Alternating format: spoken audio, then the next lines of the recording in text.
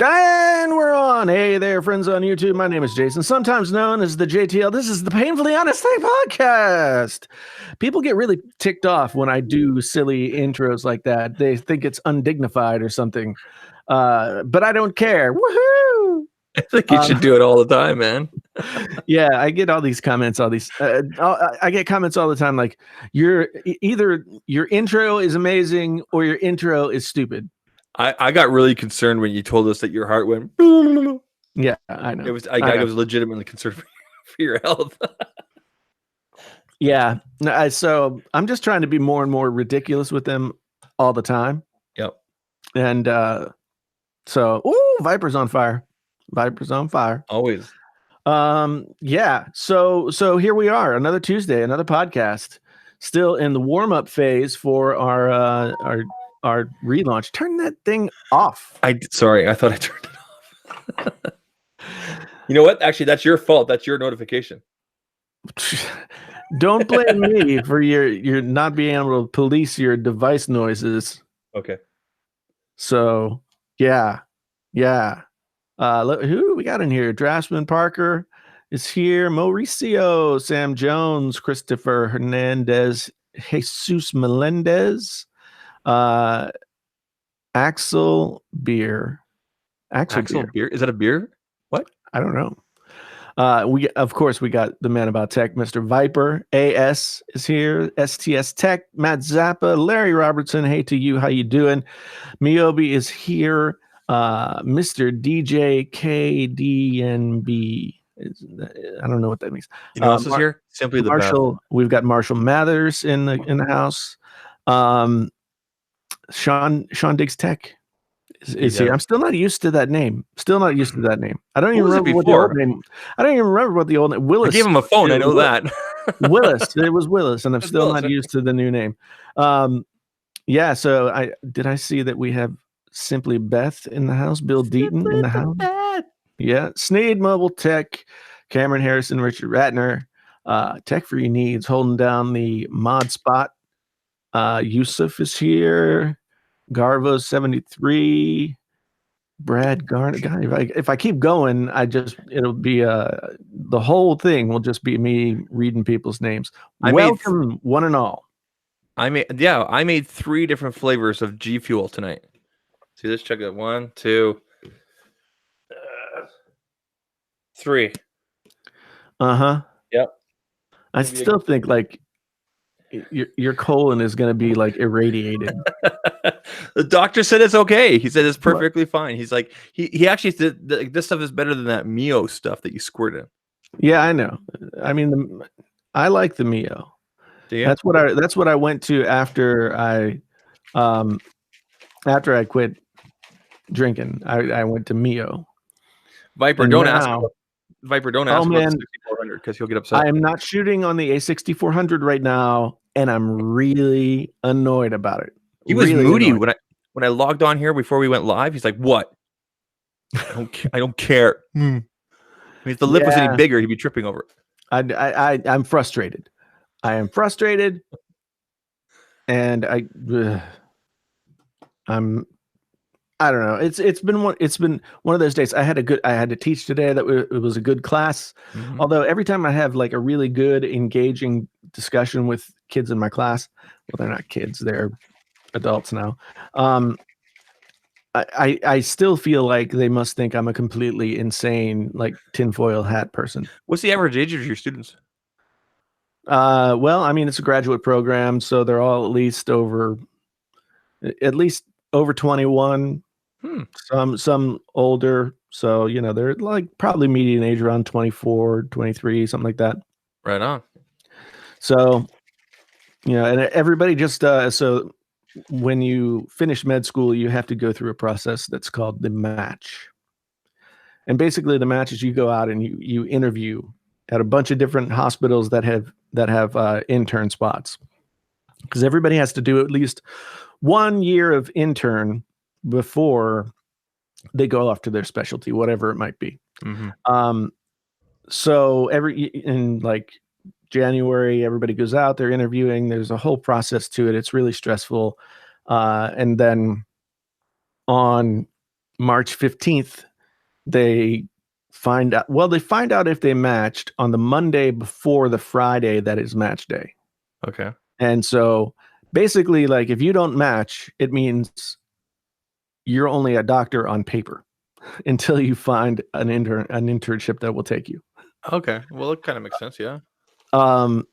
So yeah, everybody found out yesterday. People were kind of like, or not yesterday, but Friday. And so people were kind of in good spirits today. We had a nice discussion. It was, Good. but I'm tired and I'm really just Yeah.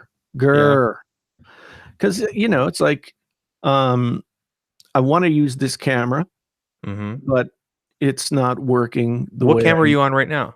right now. I'm on the M50 with the Sigma lens. Okay. I just have it sitting on top of one of my studio monitors Okay. so that I can have it halfway decent angle by which to speak. If you guys think that Jason looks good, send some hearts in the chat. I think you'll be surprised, Jason. I appreciate it. Show Jason some love. Look at all those hearts. Look at them just. Well, there's a bit of a delay. Hey, can we talk about something really quick? I started talking to you about this when I logged on here. Yeah. And I put out a post yesterday on Twitter. You talked about in length, I think in one of your videos and even the podcast last week, about false touches. There you go. False touches on the Galaxy S10. Yes. I started experiencing it, and more specifically with the YouTube app, the day after our podcast. So last Wednesday, right? It's not infectious. I know that. Yeah. So I did a little bit of research. Some people seem to think it might be a One UI thing. Based on your experience, you're saying no. So I don't know what it could be, but I know this. I've never experienced false touches like this. Like, I've had the Galaxy S7, I've had the S8, had the S9 Plus, I've got the Note 9 right here. And it's weird. Like, it's hard to describe, and I'm hoping to show people in my video. But basically, if you kind of see where my palm comes over on the edge. Yep. Like right now there's a case on this. And it's just from the way you hold it. I didn't want to say anything before, but that case looks like somebody's grandmother's couch. That's a Blue Element case, just like the one I have on my 10R. See? Look at that. It's like an 80s. It's like an 80s couch. It's like the couch classy. So rough and scratchy that you can never fall asleep. It's not rough though. It's soft. It's nice. It's like a faux leather. It's classy. Faux leather. Yeah, faux leather. That means fake. I know what it means. I know what it means, Zach. I thank you for the hearts, people. You've made me feel like I have a reason to exist now. Jesus. Wow, first world problems. Yeah, it's just the videos that I put out yesterday are not performing. It's I'm just frustrated. Mm-hmm. That's what it is. I'm just frustrated about the whole deal. Mm-hmm. So, that's okay. Yeah. Well, now that I got a case on this, you know what? And I also got this today. I've only had a chance to try it out once.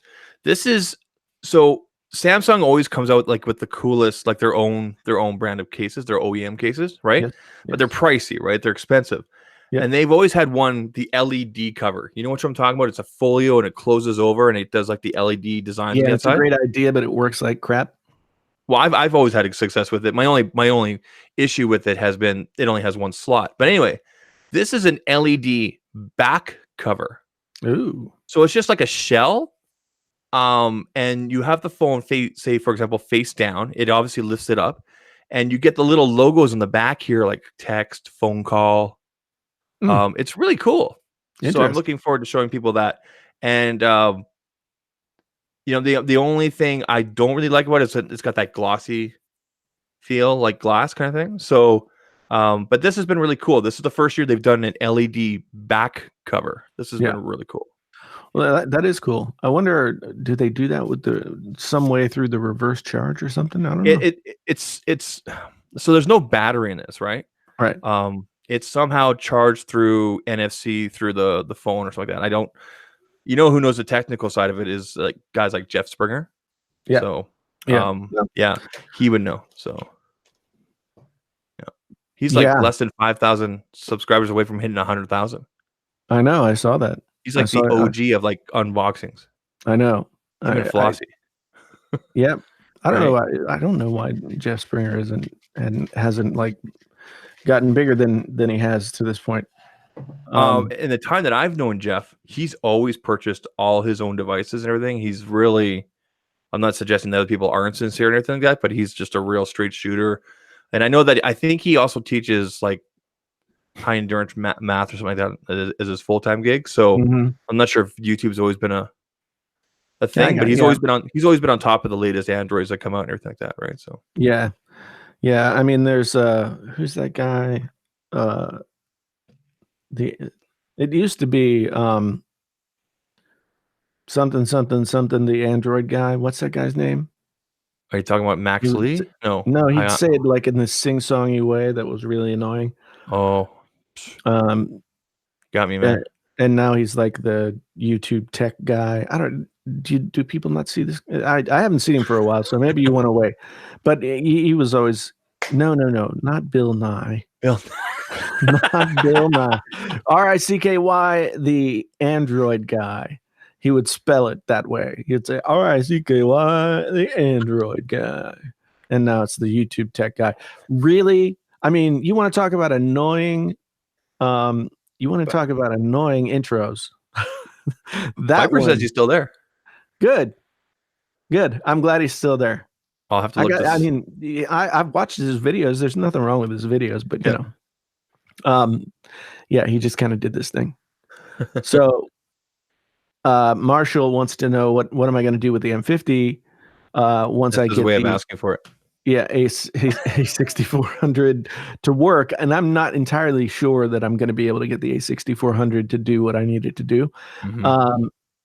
I will make it like a B camera.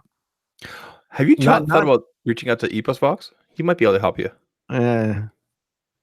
He's just got that Blackmagic cinema camera. Yeah, he was posting some stuff on there on Twitter last week and everything. He's been taking some shots. Was he shooting with Sony before? I don't know what he shoots with consistently. He's always switching. He's always switching, which makes this channel a lot of fun, right? So. Yeah. I mean, yeah, I haven't kept up with what he's using. Mm-hmm. So it's very frustrating. And there's not like, you know what I really like, the Caleb from DSLR Shooter. Oh yeah, Video okay. shooter. Yep.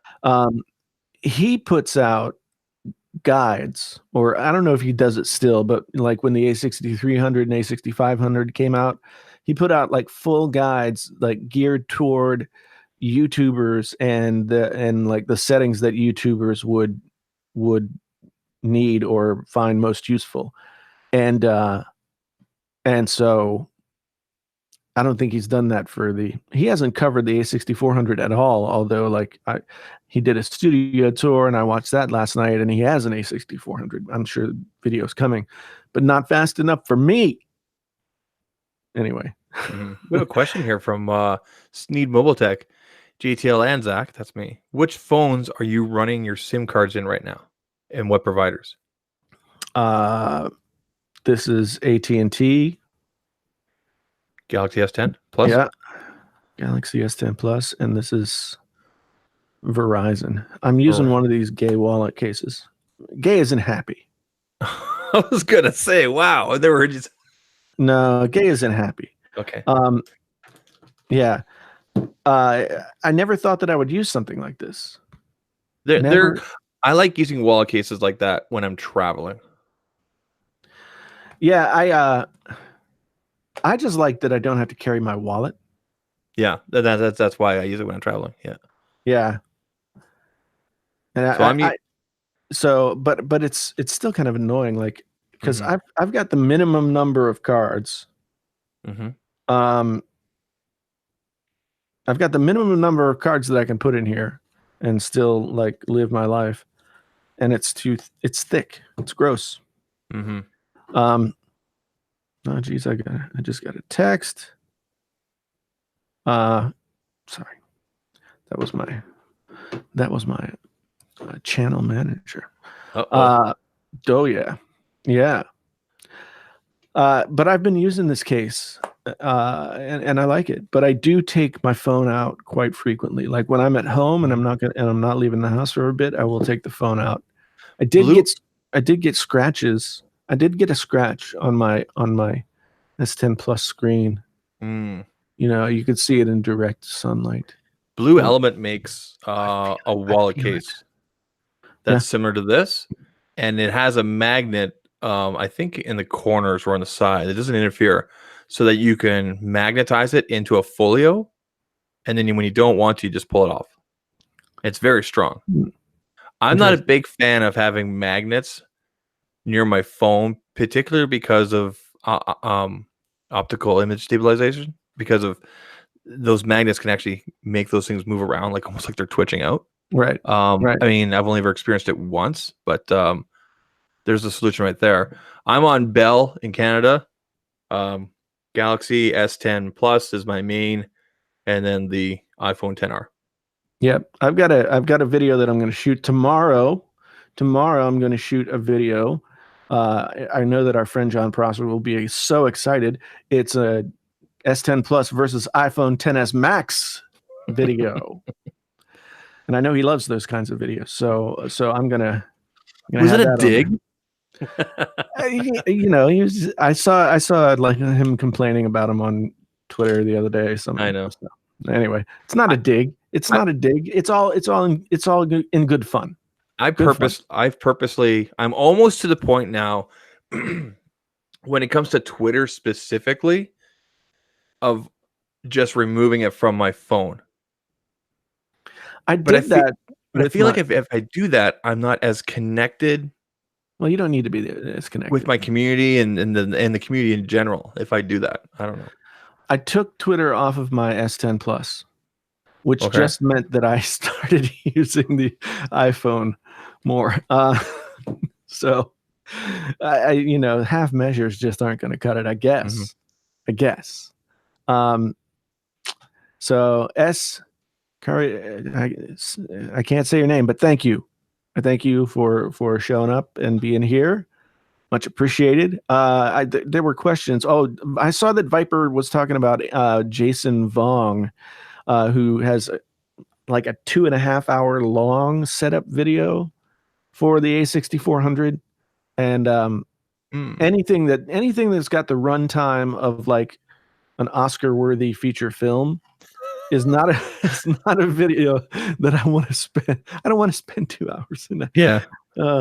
But I'm sure he makes good videos. It's 41 minutes. He had another A6400 video that was like 2 hours and something. But 41 minutes is also a long time. A very long time to do a YouTube video. You know who recently did a 36-minute video and I'm just like blown away? No. Paul Grossclose. Oh yeah, but he did it with that guy. He interviewed the Rewired Soul. Yeah. Very, very well done. Yeah, who I think should have stayed away for 2 more weeks probably. I still don't fully understand everything, but it was like my knowledge level of the whole thing is what I've watched from Paul. Because I can't even stand watching some of these reaction videos in these drama channels. I get 2 minutes in and I'm like, I can't watch you anymore. You're like my annoying cousin up north that I never talk to. Well, so I watched Paul's first 2 videos, and that whetted my appetite. Whet my appetite. WHET. Whet my appetite. To the point where I went and watched some of those other drama channel videos. Shane Lawson from Australia, thank you very much for being here. What is it like? Is it yesterday or tomorrow? It's tomorrow in Australia right now, I think. Yeah. Or it's yesterday. I can't remember which. But yeah, so I went and I watched, and I mean, basically what I gathered, and I couldn't go back to the source material because it had been taken down. Yeah, he took down a lot of the videos. Yep. Which I also think big mistake. But But yeah, I guess he had made some videos about this other YouTuber who I'd never heard of. Mhm. And it was not appreciated or something. I don't know. I've only watched a few of Chris Boutte's videos. Mhm. Did you meet him at Vid Summit when we were there? I don't know. I met I him don't for 30 know. seconds. Yeah. It's all a blur, Mhm. and I'm old. But it seems like what he set up his channel to be is like there's a very fine line. Like, I'm all for open and honest discussion about mental health in spaces like YouTube. I think that's really great. It's when, like, the very difficult place to balance is when you start bringing other people into it. Mhm. And I think that's just basically what started happening. Um, he started to use other YouTubers as examples of things, and Mhm. I don't know. But so Vernon Shelford asks, "What folding phone will you get, Samsung or Huawei?" Uh, I mean, if I were to get one, I would get the Samsung. Mhm. I just think that I think that the Huawei is going to be kind of not. It looks really good. I don't know how well it's going to live in the real world. So I'm gonna make a decision next year. I think it's just too new. I'd love to get my hands on one, Mhm. but you know, yeah, it's tomorrow in Australia, by the way. I have a question for you, and then we can dive into all the Apple stuff that's happened so Apple. far this week. Yep, Okay. You watched Bohemian Rhapsody, I heard. I did. And your thoughts? Go. Rami Malek was really good. Um, as band movies, as like rock and roll movies, yeah, maybe a 7. Um, I don't know. I mean, it was both ambitious in scope in Mhm. terms of the amount of stuff that they tried to cover, Mhm. and also a little flabby in places. Do you think they could have gone further with some topics to really Uh, shine a light? well, I mean, they kind of. I don't know the history of Queen as well as I know the history of a lot of other bands, but Mhm. I guess there was a time when Freddie Mercury had left Queen and and was living in Berlin, something like that, Mhm. and the movie kind of showed us him and his friend, and them kind of like hanging out with a bunch of other people, and it was clear that they were making some inferences about his lifestyle. They didn't try and hide anything. That was a main part of the story. However, I just felt like they however many years that went by really quickly. The third Mhm. act of the film was like, and now it's many years later, Yeah. Yeah. and it like the momentum of it just dropped. Yeah. So, but the third act is always where movies screw up. Yeah. So, um, but I mean, I enjoyed it. The music was great. I didn't know a lot about the genesis of Queen. You see what I did there? Two British bands I was gonna from the say. 70s. Yeah. So I thought that was interesting. I haven't seen the Doors movie, Elvin, in a long time. I have to watch it again. Best band movie ever, though, is Help by the Beatles. Mhm.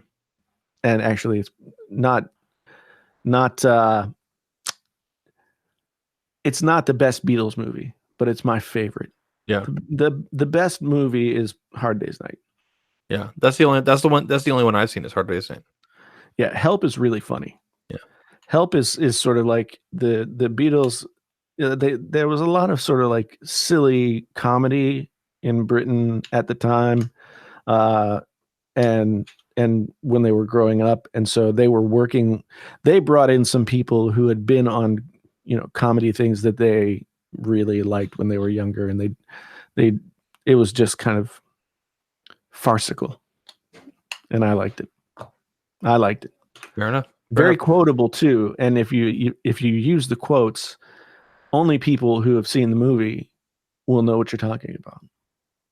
So, we used to always go around and I'd say things like, "They have to paint me red before they chop me. It's a different religion than ours, I think." And I get it. Yeah. Yes, he's a dead-eye shot shooting. There you go. All right. Today is Tuesday. Let's talk about yesterday. Yesterday, all Apple, my troubles seem so far away. There you go. Yesterday, Apple more or less surprised everybody with some new iPads, or I guess iPads. Refreshes. They're not even refreshes, really. Because while they still hold the form factor of iPad, well, the mini, I guess you could say that's a refresh. But after being not refreshed for like 4 years, maybe it's a new iPad. Has it been 4 years? Yeah, literally 4 years. I'm pretty sure. Really? Wow. Okay, I didn't realize it'd been that long. Yeah, but like, look at those bezels compared to like when you look at the Pro, for example. Yeah, but honestly, like, wow, why do we have such a complex with bezels? I just figured, I guess from a design standpoint, I figured that the Pro almost bezel-less design that they had there is what they would go forward with. Yeah, for the Pros. Well, here's the thing, like, if they were to come up with a new design, then come out with these new iPads. These new iPads would be like $600 and $700, and that's not the point. The point is to have iPads that very literally go from $1,200 all the way down to $300, and there's something that everybody can buy in there. I don't know. They still seem kind of pricey to me. So I'm just doing a quick side by side here. iPad. Oh, where is it? Oh, iPad Pro. Okay, so I did a 10.5 silver 256 Wi-Fi 849. It's not backwards. It's just sideways. They're not going backwards. They're just going sideways. What? Somebody, Khalil here says, "Why go backwards?" They're not going backwards. They're going sideways. Frederick, thank you for the super chat very much. Appreciate so if I do a similar build between a 10.5 and a 10.5 Air, the new 10.5 Air, right, and the 11-inch Pro, which is what I have and absolutely love it.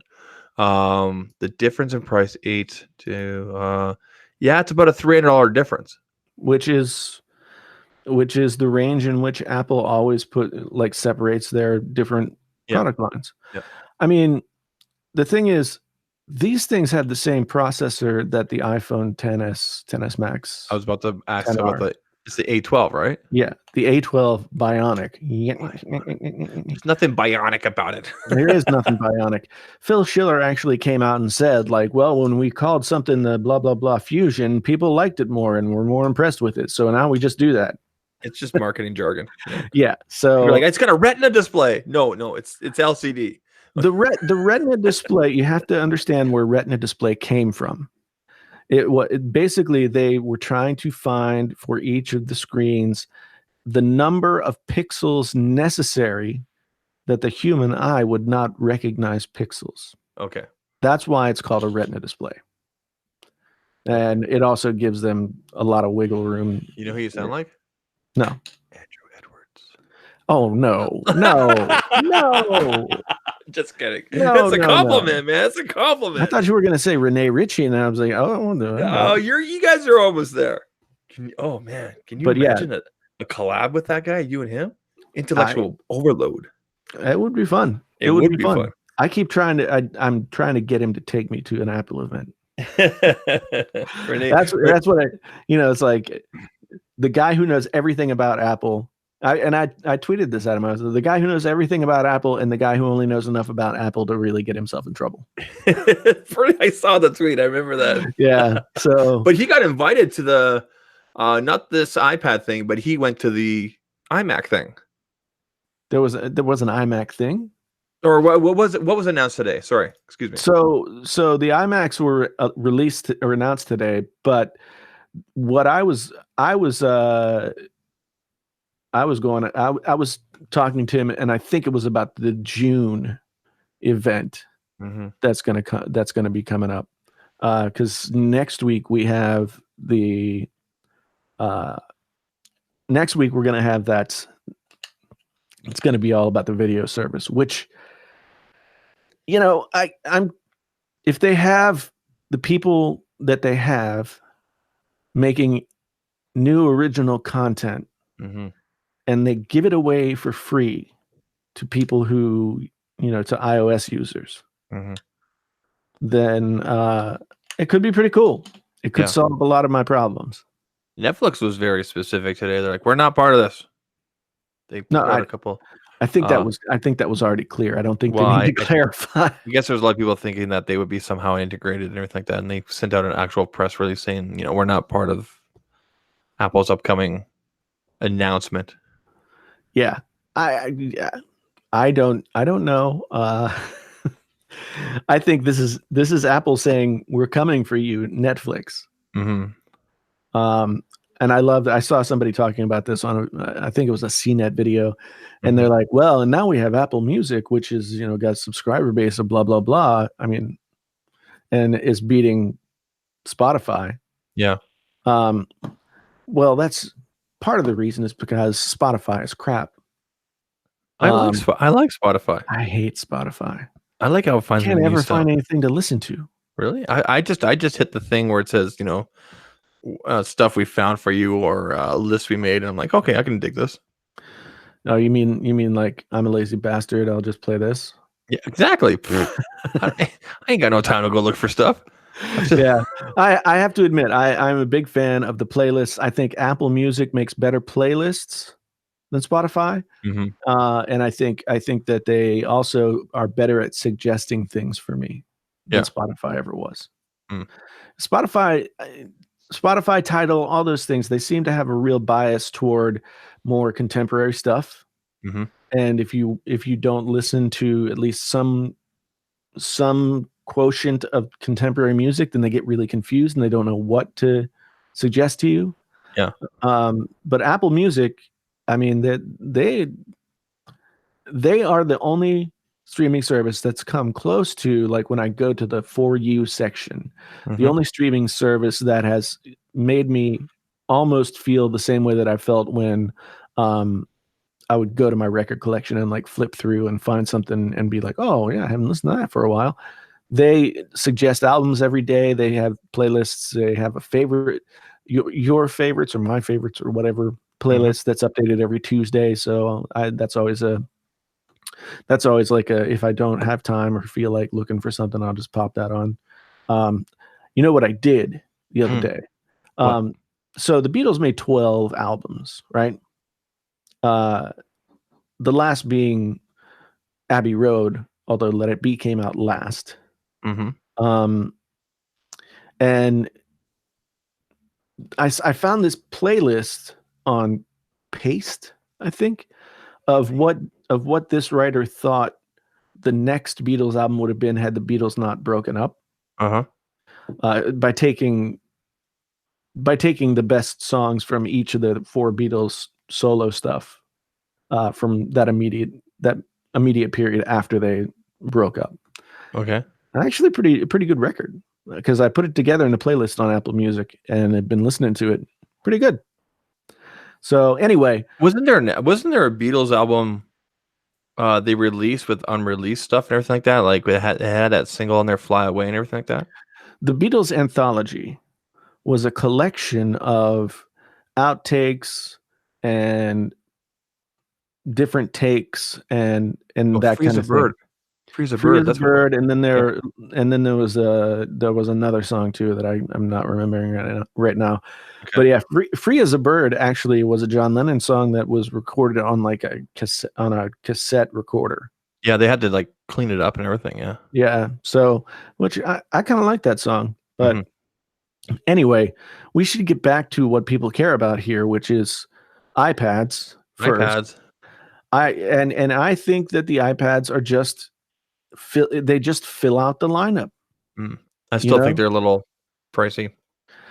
Well, I mean, you can get an iPad for $329 if the rest are too expensive. Yeah.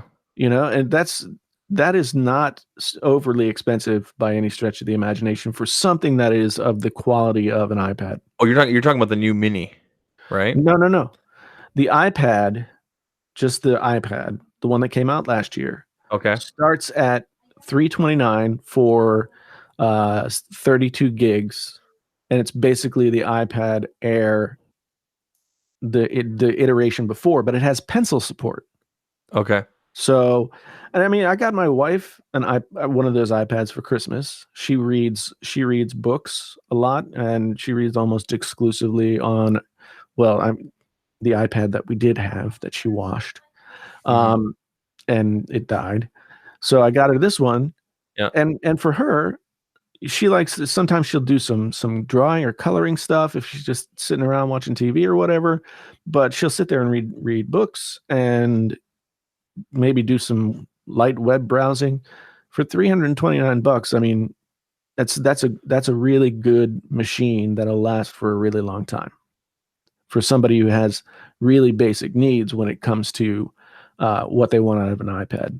Isn't it interesting that these new iPads, the new Mini and the new Air today that were released yesterday, they don't support the new pencil. They have to use the previous pencil. Is There's a that reason. correct? And there's a very good reason for that. Okay, go on. Um, the new pencil has new technology that's likely much more expensive to manufacture, and B, they likely have to have a different digitizer under the screen for that Okay. pencil to work.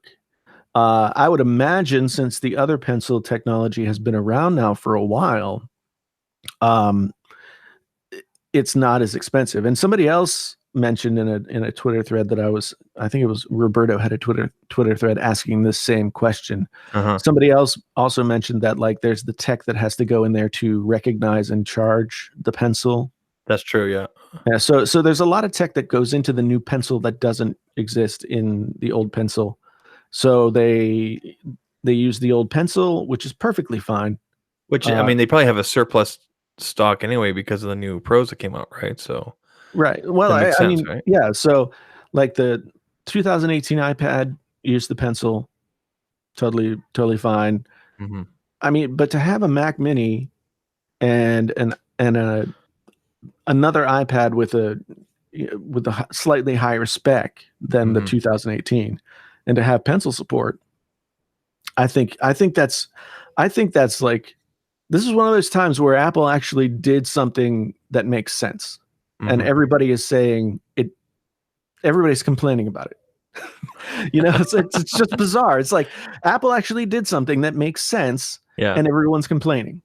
It's like instead of just having one $300 iPad and then the rest were like $800 or more, they have iPads that come in like in increments of like a couple $100 each. So Yeah. you can choose. And I think I love the Mini. In fact, I would buy a Mini right now to replace my Pro. Really? Because I like to You would go read. smaller? Yeah, because most of what I do on the iPad is read. Okay, that makes sense. Yeah. So it's a smaller form factor. It's easier to hold. Blah blah blah blah blah blah. Yeah. Um. Well, I guess it depends on what you like you said, what you're using it for. I Yeah. have a quick question for you because so today they announced a bunch of new iMacs, an iMac refresh. Yep. So before we go down that path, the iMac Pro, Yes. When was that refreshed? When did the new iMac Pros come out? Well, I didn't hear anything about it, about any kind of new specs available until today, when when I saw that they were charging $5,200 for 256 gigabytes of ECC RAM. Oh, it's crazy. Yeah. $5,200. That's what a base model iMac Pro costs. I know. Right? I know. And so $5,200 is what they're charging.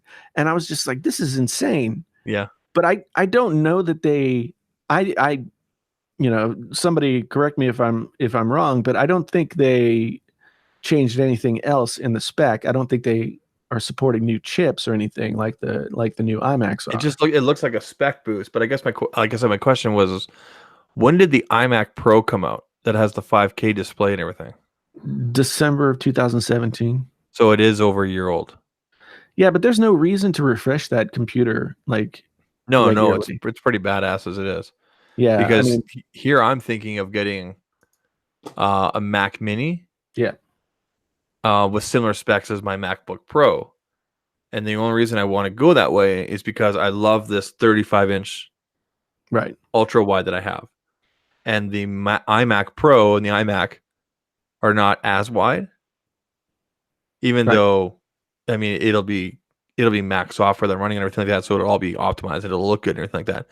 But I don't think I could ever go to a smaller monitor after being on this ridiculously wide thing here. I just got a week or so ago a 32-inch 4K LG monitor. Is it like an ultra wide? No, it's a 32-inch, like 16 by 9. 16 by 9. Okay. Yeah. Because I don't like ultra wides, because they're too narrow. That's my problem with them. Okay. I can see that. Yeah. So I like to be able to stack things, and and just be able to have lots of things stacked on the screen right there. Yeah, I like to put things like beside each other, like, and then when you're working on like the timeline, for example, of Final Cut, it's just amazing. It makes it so easy. It makes it so nice. It makes it so easy. Yeah, I'm still annoyed that like I should get a touchpad so that I could use the touch stuff for Final Cut, but I don't want to get one of those touch things. Yeah, if you have a workflow that works, then go for it. I mean, everybody always talks about getting the MX Master 2S and like key binding and this and that for cutting everything. I'm still a command, cut whatever it is to cut stuff and everything like that, right? So Command B. Yeah, Command B. There's your cut right there, right? Yeah. Yeah, I use the mouse to find my spots. I hit Command B. Now, of course, you could either do that with key bindings on the keyboard or with the mouse. I just haven't taken the time to do it. Yep. And I can edit a 15-minute video in 30 minutes. Yeah. Get it down to where like the next pass is putting on B-roll or like call outs and stuff like that. So, go ahead. No, I was going to ask, do you believe the rumors? So we had iPads refresh, reintroduction, what do you want to call it, Monday, iMacs today, and then tomorrow, apparently, they're going to announce a 2019 iPod. What are your thoughts on that? If it's an iPod Touch, they can go piss up a rope. The iPod of course it's going to be a touch. Of course it's going to be a touch. The iPod Touch is not an iPod. It's not an iPod. What is it then? It's an iPhone without the phone. Okay, fair enough. The beauty of the iPod was that it was a single-use device. You put your music on it. You put your headphones on. You listen to the music.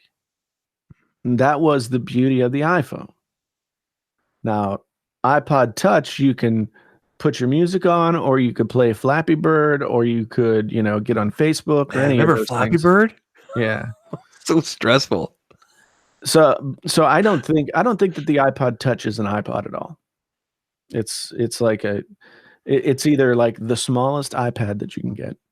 If there's an iPod Touch that comes out or whatever, I'll be getting it for my son. Definitely. Because then it'll be integrated with iMessage and I can message him back and forth, whatever, because he's really into grabbing like my wife's old iPod and everything like that, or whatever old MP3 player I have around here and throwing music on it. And, but if it can be something more current and then we can also communicate, I think that'll be just really cool.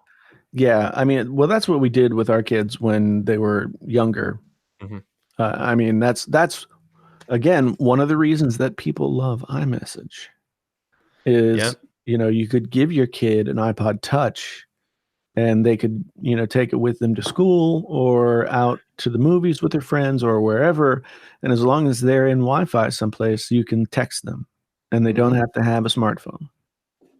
I don't think I think I think my daughter got her first iPhone when she was 12. Wow. So my son's 7. So am I just insane getting him something like that at that age? Well, no, but I mean, an iPod Touch would be fine. But yeah, we didn't give my daughter an iPod until she was like 12 or almost 12 or something like that. Mm-hmm. It isn't interesting how Apple's dropping all this hardware leading up to. Is it next week they have their keynote, whatever it is, that they're announcing their streaming service? Yep. Yeah. Yep. I will say this. Mm-hmm. If they do what I said they needed to do several months ago, and they come out with a new iPod Classic, then I am always right. I'm right about everything always. They were probably sitting at the designer table going, all right, what did Jason say this week? We have to do that. Yeah. You remember that video? I do. Save Apple, bring back the iPod Classic? I remember. Yep. Yeah. Yep. I mean, if they do that, then I am the new Apple whisperer. It's all about the retro now. It's all about the throwback, right? Well, see, the thing is, like, I don't think it's so retro. I think that there are plenty of companies out there selling MP3 players or like music players that are single-use devices. Yeah. And so there's a market for it. It might not be a huge market, but I think Apple could be well served to go back and pay some attention to the niche markets that used to, sort of get their ship floating, as opposed to like just going for the very wide band of mediocre middle class, blah, blah, blah, So if they go back and they support the niche market of like, portable music player, I'm down with it. If it's an iPod Touch, I don't give a crap. I think no matter what happens, you're going to be disappointed, and I can't wait to see your reaction video. Yeah, maybe that's why my videos didn't do so well yesterday. Like, I didn't complain. Because you weren't upset? Yeah, I mean, I was like, oh, look, this guy did a Pixel. There's some leaks about what the Pixel might look like. It looks kind of cool. Yeah, let's talk about that. The Pixel leaks. But and I also did the iPads, and I was like, yeah, iPads, cool. I think it's too early to know what the Pixels are going to look like, and I have a hard.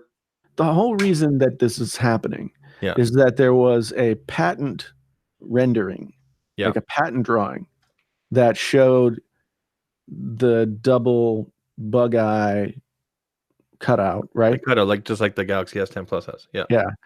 And 2 cameras and no fingerprint reader. Okay.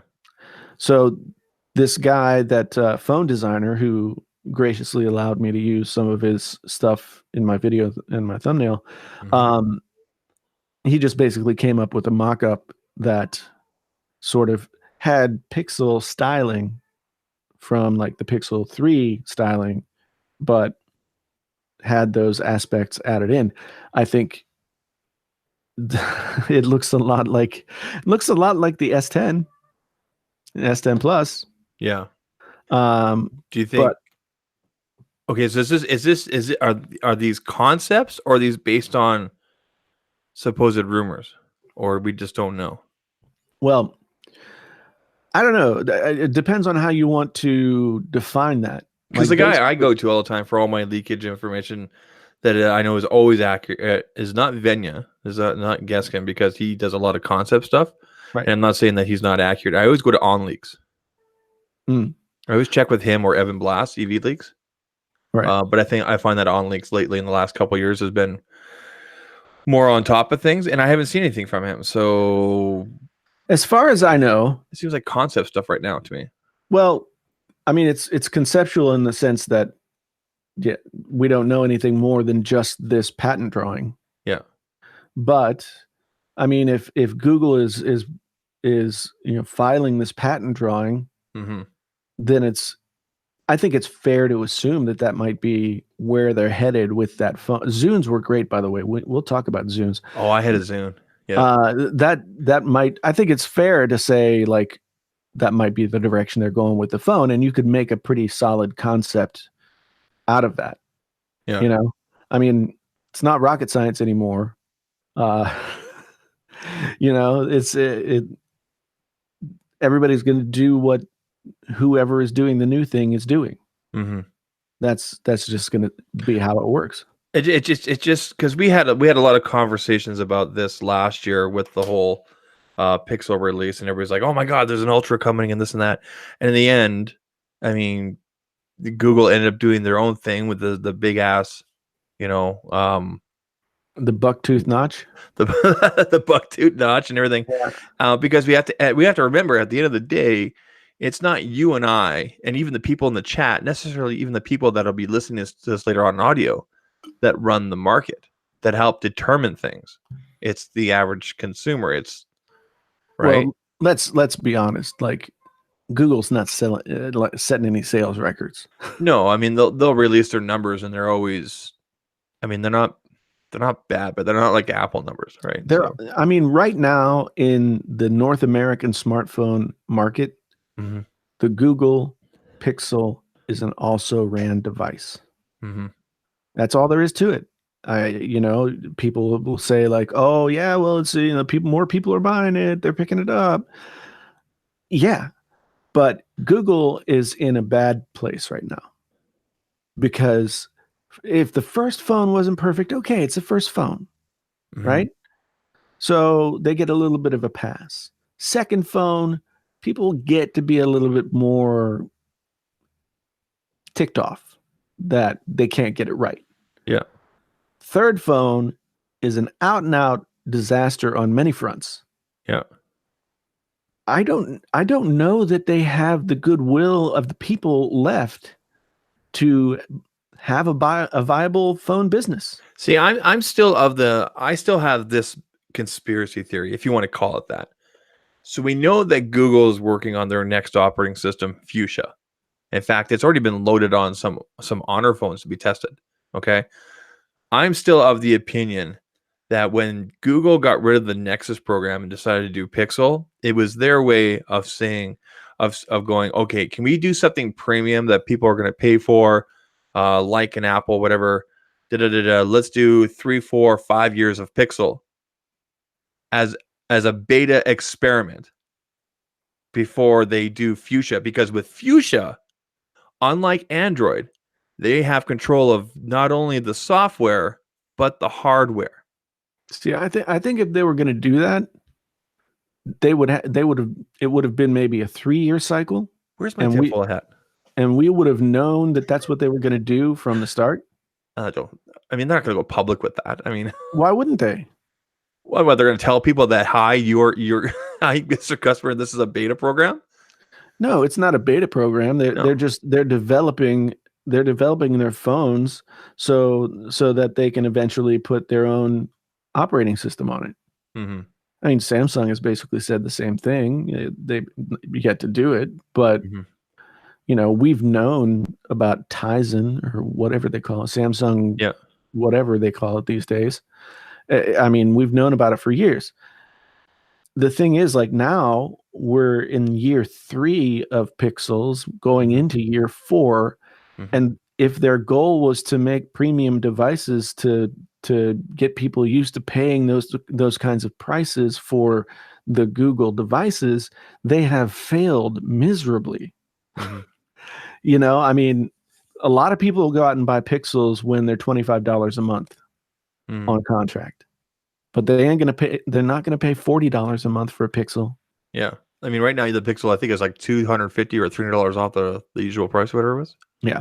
So I mean, I bought mine during Christmas when they knocked it down $300 off, even after I had one that that heated up in my hands. Yeah. And I Yeah. like it. You know. I mean, they're serviceable phones, Mm-hmm. but when you compare their track record to that of Apple and Samsung, Mm-hmm. they're just not playing in the same league. Yeah. They're just not. Like they've got the camera on lockdown, as they say.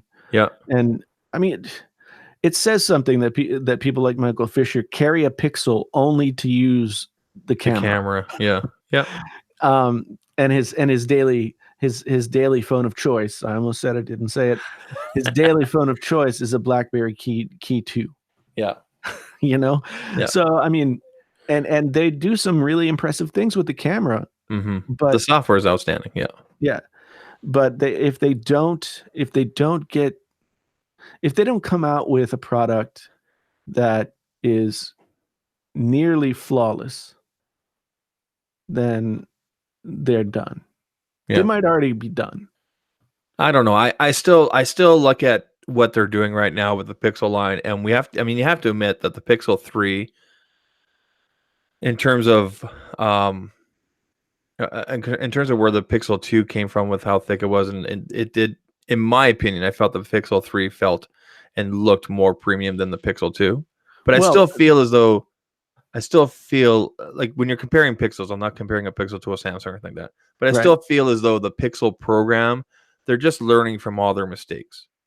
And then, when they launch Fuchsia, I mean, that's when Google launches Fuchsia, I mean, Android won't be dead because you still have everybody else in the world that's using that platform, right? So with each successive failure, mm-hmm.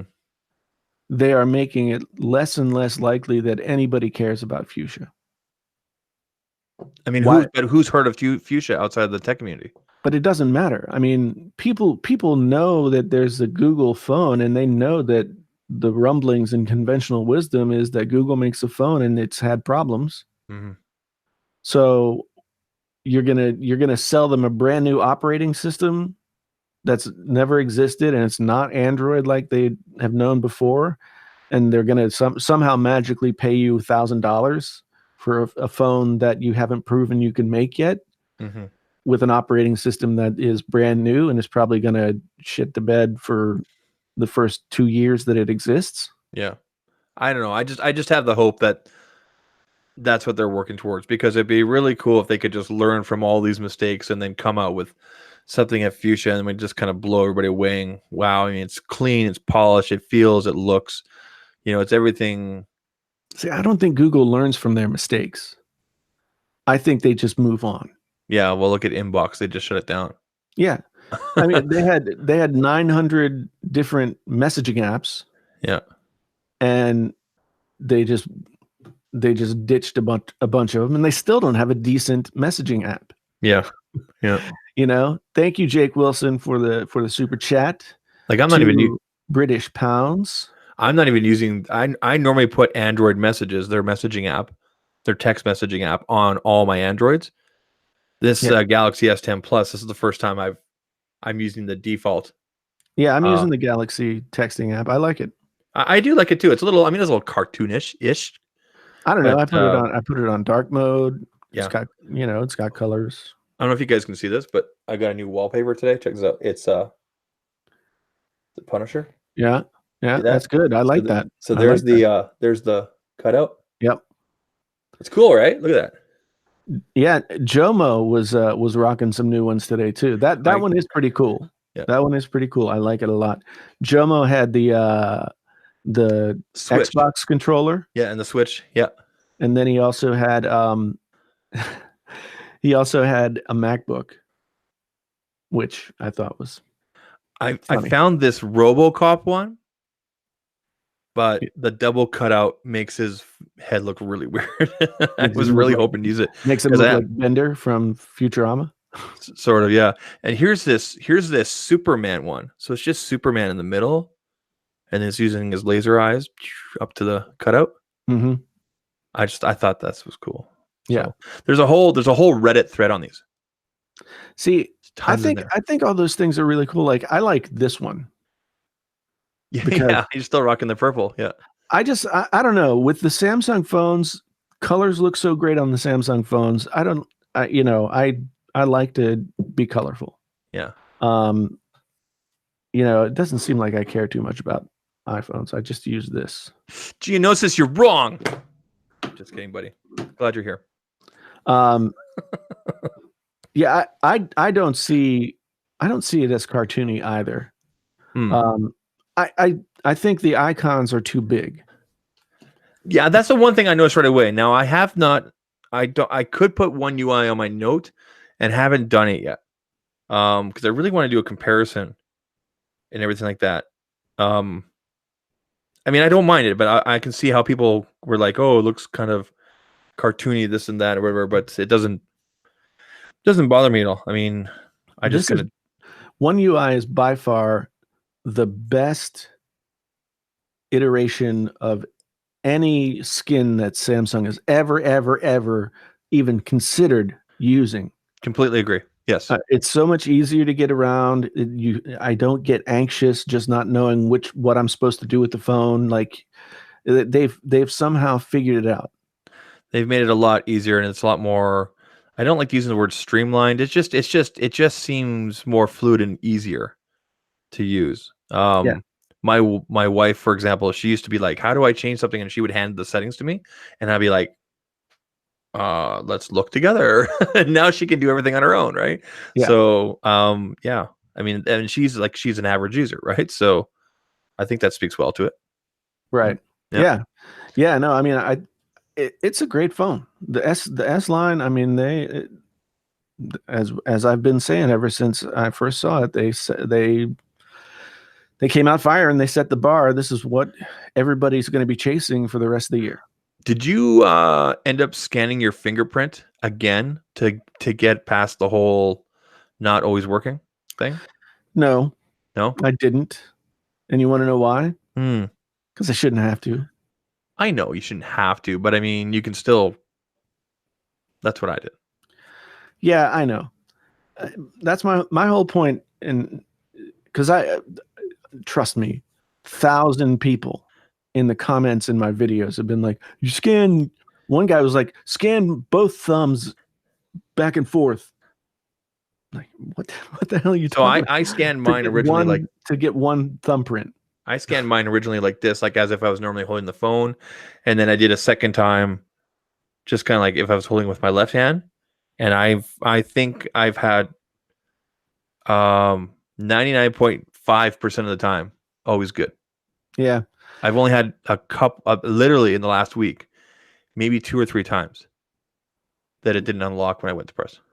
Yeah, I mean, it seems to happen in like waves for me. Like all of a sudden, like I can't get it to open. Yeah, but I mean, let's just. I think I mentioned this even last week. Let's not forget that this is the first generation of the ultrasonic, not an in-display, although it is a type of in-display or under glass. Fingerprint sensor is the first generation, and if how quickly the optical sensors got better and better over the course of 8 months with the phones that I have, like with the Vivos and the OnePluses and everything, which are essentially the same company, I'm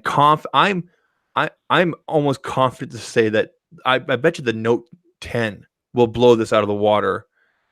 I'm sure it'll be much better. Yeah, And I'm with you. I recognize that this is like the first implementation of this kind of thing. Mm-hmm. However, this phone costs $1,000.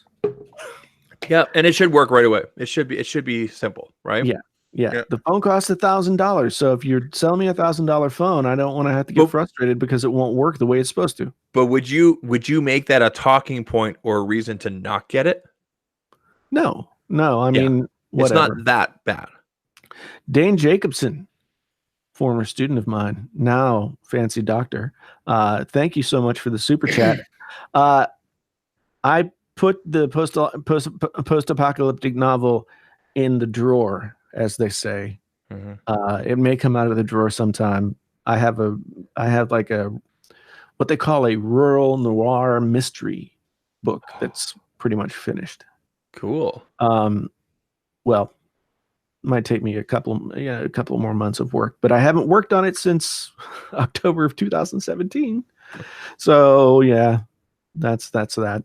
But yeah, YouTube has consumed my life.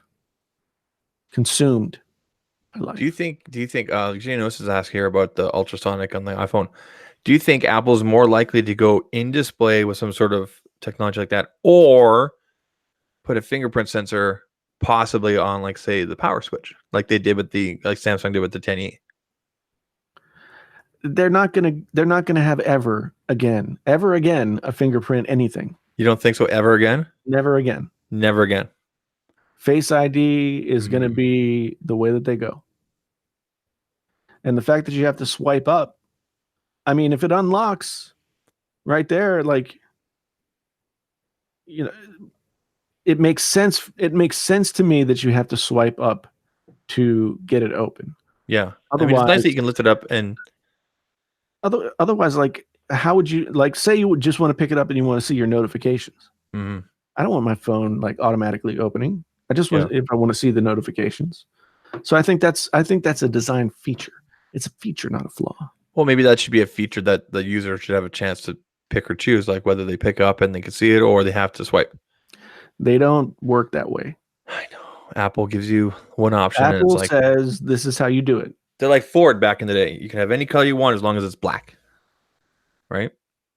There was a time, yeah. As a Model T. You would know those days. You were.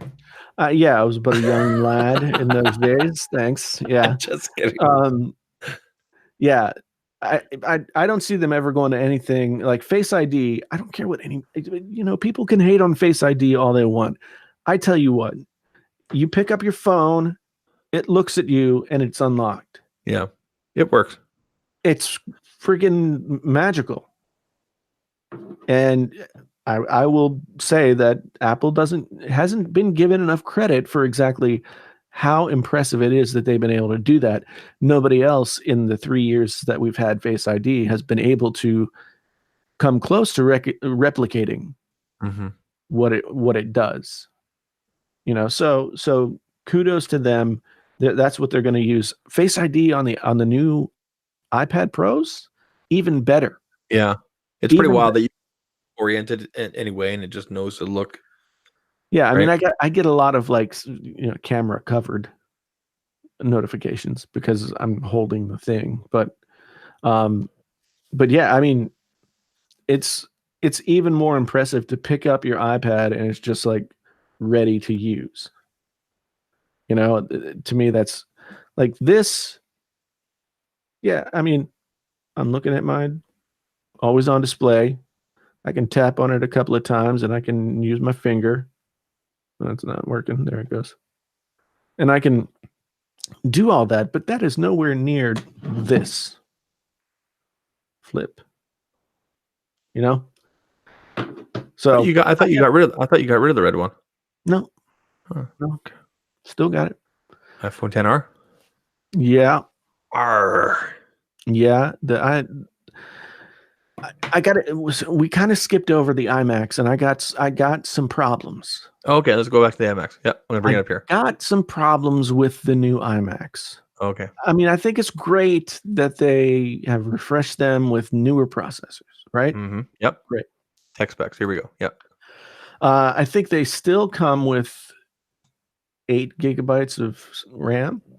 So there's a 21.5 inch and a 27 inch. Memory, 8 gigabytes of RAM or 8 gigabytes of RAM. Yeah. Or 8 gigabytes. Yeah, it's 8 all the way across. Configurable up to 16. This one's 32 and 32. Wow, that's it. You can't even go 64, really? Wow. No. Wow. That's basically the same spec as the 2017 iMac, which is fine. But the thing that really bothers me is that Apple does not offer an i7 loaded iMac that you can buy off the shelf. Okay, yeah. So for example, 2.3 i5, 3.6 2.3 i5, 3.6 i3. Yeah, that's for the 21-inch. Yeah. Yeah, which you can boost to an i7 for obviously a cost, right? Right. Yeah. So I mean, so you're looking for a base i7 model. Yeah, I mean, just a basic spec with an i7.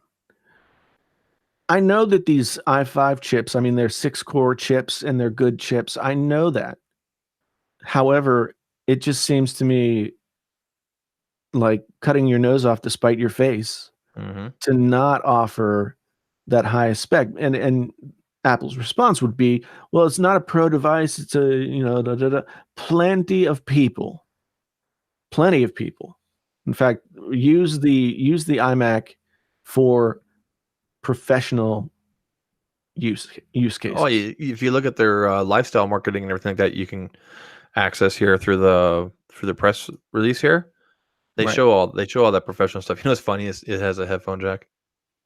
Of course it does. Of course it has a headphone jack. Just to piss you off. Well, no, I mean, there's no reason to take the headphone jack off of it. I know. Just like there was no reason to take the headphone jack off the iPhone. Exactly, and I think Samsung kind of proved that by look at this beautiful device, has everything, including a headphone jack. And you put a baby poop brown case on it. It's not brown, it's gray. It looks brown to me. Dude, this is a really classy case. Okay. All right, so I'm going to spec this out. This guy that wears black all the time. I'm going to spec out the. Oh wow, you can't even get an i7. You can't even get an i7. Yes, you can. The 27-inch. Well, I'm looking at the highest spec, the one that starts out at $22.99, right? The only processor choices are 6-core 9th generation i5 and 3.6 gigahertz 8-core 9th generation i9. So if you want an i9, you're spending $2,600. If you don't want a stupid Fusion drive, the Fusion drive is now just an insult. What is a Fusion drive? It's basically a spinning hard drive, 5,400 RPM spinning hard drive with SSD on top of it that works as cache. Okay. So it keeps things that are going to be accessed more, things that have been recently accessed, things that so the 2 terabyte one is better than 1 terabyte because the 1 terabyte had a much smaller SSD, and I think the 2 terabyte has a 128 gigabyte SSD. But still, the main storage is a 5,400 RPM laptop style hard drive. It's so not even full speed, full size. Here, I just customized a 27. So it comes with a Retina 5K display, 3.6, 8-core 9th gen i9, 64 gigabyte. Like I'm totally putting everything in here. And then I'm adding on 64 gigabytes of RAM. I bumped up the graphics card here to the Pro Vega 48. And then I picked the 2 terabyte SSD. This is Canadian dollars, $6,619. Like what? Yeah, I just did the same thing. What? I just did the same thing. I basically spec'd this out as an iMac Pro, right? Oh my God. And so I've got the i9, 32 gigs of RAM, the Vega 48, and 1 terabyte of storage. Grand total, $4,249. How much? So $4,249. So that's like $5,000 Canadian. Yeah. So the base iMac Pro, which has basically the same, it's hard to compare the chips one to one, but it has 32 gigs of RAM. It has a Vega 64. It has, the 56. It had the base has the 56. It has 1 terabyte SSD, and that thing costs, well, with my education discount when I bought it, it was $200 more than this. So yeah. So that's when you start to get into silly season with Apple. The off the shelf models are good value, for what they are. But once you start customizing, I mean, you might as well just turn around and bend over. And they ain't spinning first. Yeah. No, I'm looking here. So the 1999 version comes with an eighth generation 6-core i5 or an 8-core 9th generation i9. So let's go down to the bottom one. I guess you got to look at what you currently maybe have and decide, do I need that much power? So, for example, my MacBook Pro here is a 3.1 i7 with 16 gigabytes of RAM and Radeon Pro 560. 560X. Yes. Yeah. So do I need to go like 60? Like ultimately, right now, when it comes to processing what I do and the kind of videos that both you and I do, like we're not Jonathan Morse level. We're not doing anything crazy right now, right? Because the type of content that we do, especially for you, like it's mostly commentary, right? Right. We don't have to go that crazy. So I guess when I look at it, I go, okay, I want the same as my MacBook Pro, but maybe just a slight step up to kind of future-proof yourself. I mean, yeah, it's always nice to get the best of the best of the best and the best, but do you really need that? I mean, are you doing that kind of stuff? Do you know what I mean? All right, I'm gonna fully spec out an iMac Pro. Okay. The most expensive option on everything. Okay, I'm gonna do the same thing, and then we'll buy it together, and then we'll run away from and then we'll hide from our wives. I'm gonna buy the Visa mount. You buy the Visa mount. All right, $15,848. So you got the 2.3 18-core Intel Xeon? Yep. Oh my goodness. Plus, oh my god, it's $9,000 and all I picked is a processor. This is the kind of thing, it's like, well, either you need this power now or you don't expect to buy another computer for the next generation. Okay, so I just said the same thing as you. $19,234. $19,000. 234 Canadian dollars. Yes. Canadian dollars. That's like 16, 17,000 US. Still. Yeah, Tech for Your Needs. I was referencing that Snazzy Labs Visa mount video where they broke his computer basically. I saw that. What's the price for you all spec'd out? $15,848. And I'm gonna add the Visa mount, $15,927. But that's with 256 gigabytes of RAM and 4 terabytes of SSD storage. Even with this insane setup, will it still run Fortnite? Probably not. Oh yeah, you can run Fortnite. Yeah, I'm sure you can run Fortnite. So, Genosis, here's the thing about the Hackintosh. I know, as well as anyone can know, that I could take $1,400 worth of $1,500 worth of PC parts, and I could build a really great Hackintosh. The problem is, every time I've tried to do it, it's not worked. I'll get it to work, and then something will happen, and then I'll have to figure out what's happening, and then all the time that I'm spending making this computer, figuring out how to make it work, troubleshooting it, all that kind of stuff. All that time that I'm spending doing all those things is time that I'm not making videos. And so I'll pay $5,000 for an iMac Pro if it means that I can go home, plug it in, download some stuff, and start making videos.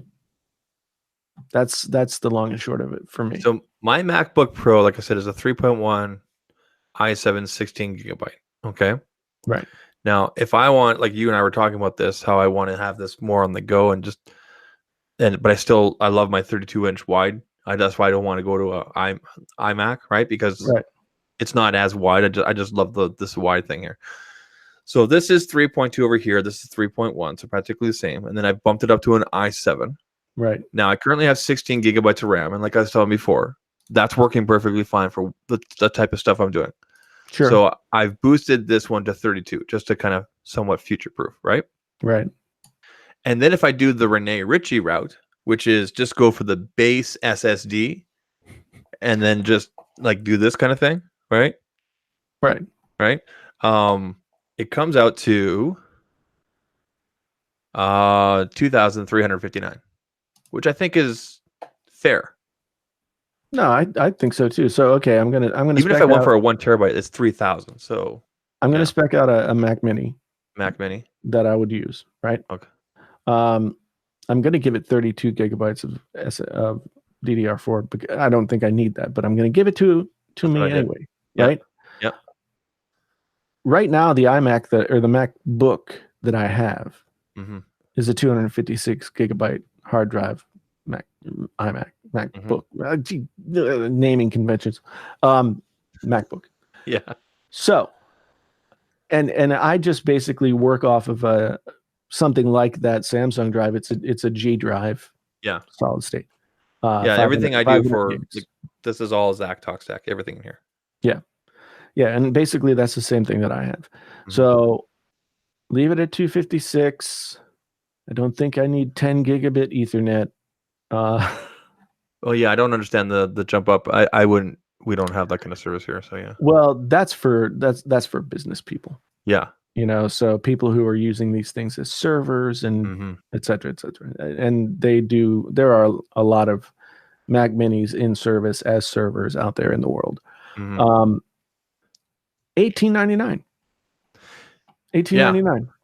That's not bad at all, honestly. And I actually bumped this to a 1 terabyte, just so it's the same as my MacBook Pro here. Right. It's 3,000, and I could justify this. Yeah, I mean, if I wanted to do 1 terabyte, so it was the same as the iMac Pro, in terms of number, it's different RAM, but yeah, $24.99.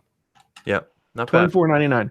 Now, the problem with the Mac Mini, there is no option for dedicated graphics chip. I was about to say it doesn't even list it here. Like it doesn't even list it like what it is on here when I scroll through. It is an Intel UHD 630 graphics. It's the graphics chip that comes on the chip. Okay, so in other words, the graphics I have on my MacBook Pro is actually more powerful with the Radeon Pro 560. Correct. So in other words, I should wait until they possibly release a Mac Mini Pro. No, they do that? They won't do that. What you can do is buy yourself the Blackmagic eGPU. I knew you were going to say that. And yeah, that's another $2,000 or $1,200. Where is that even listed on their website? Under accessories. Really? Yeah, they have it under accessories. Yeah. So did they fix it so that you can use the Blackmagic with Final Cut? Because I know before I wasn't utilizing it. I think there has been something done. I'm not 100% sure. If you go with this Blackmagic, yeah, this thing is tight. If you go with this, then you could obviously get a lower spec Mac Mini. Well, I mean, you could. Because everything's right. Well, it's mostly like, so for Final Cut, for things that use the graphics processor, you will, like, I would say still keep the Mac Mini spec'd as it is. But if you're going to do heavy graphics work, things that need graphics cards to do the job, then you like Blackmagic. Maybe that Razer makes a eGPU enclosure that you can get that's cheaper. But one thing you do get with the Blackmagic is on the back ports, 4 USB 3.0 ports, yep, DisplayPort, HDMI, and 2 additional Thunderbolts. Yeah, Thunderbolts, yeah. So that at least takes away so everybody who tries to do professional work on a MacBook at a desktop has to buy some kind of a dock, right? Yep. And I got the CalDigit dock. Mm-hmm. I forget what it's called, but it was $300.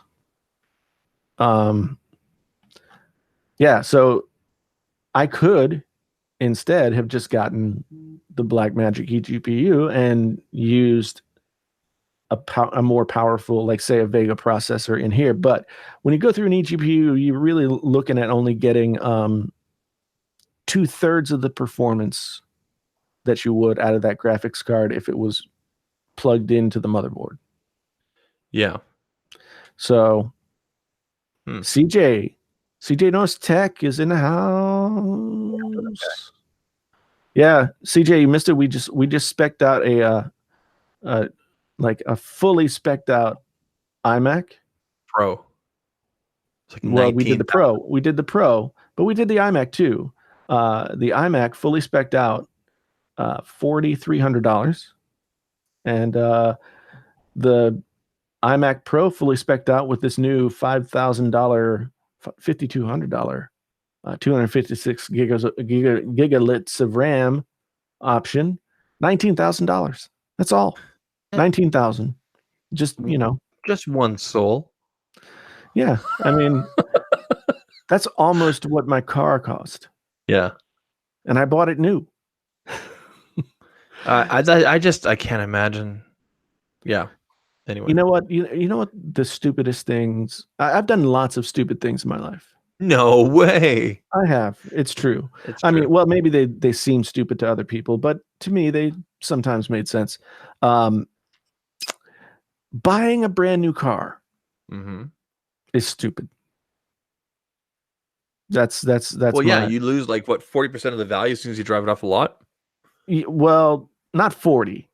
In the first year, you lose 19%. Yeah. Of the original sticker value. Mm-hmm. And that's enough to put you upside down on whatever loan you took out. Mm-hmm. Right? So then you're locked into that car. You've got a sunk cost in that car. That means you have to keep it for at least, depending on what kind of payment you worked out, at least 5 years, maybe 10, to get your actual dollars worth out of a new car. And I'm so freaking pissed at myself because now it's like, now I'm, that was back when I was just like, oh, I'm just kind of whatever. I'm feeling a little antsy today. I'll go trade this car for another car. My car. Well, yeah. No, I mean, what happened was I was driving a Chevy, or not a Chevy. I was driving a Jeep Renegade, Batman versus Superman model. Nice. It was a little smaller than I expected it to be. So, like, when I needed to take stuff home from the home improvement store or whatever, it was just a little too small. Mm-hmm. So I was leasing that, and I decided that I wanted to get a Jeep Cherokee instead, slightly bigger. So I went up and I got the Jeep Cherokee. I had to roll stuff over from the lease because, of course, like, I still have money to pay on the lease. Mm-hmm. So I end up paying stupid money for this car and no end in sight. Yeah. No end in sight. I mean, unless I suddenly get super YouTube rich and can just pay it off. But, not holding my breath.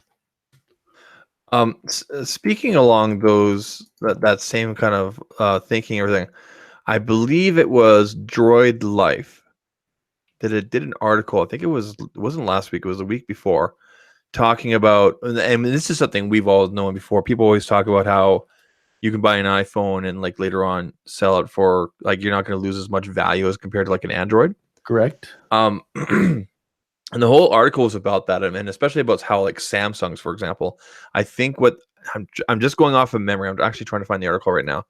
How Samsung's and LG devices lose like 40% of their value within the first 2 months, and we've seen that before, right? We've seen phones get released, and then 2 months later, they're $300-$400 off, right? Right.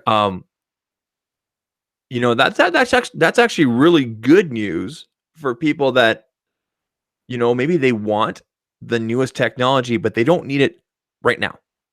And I've said this before. I've been saying it since January 1st.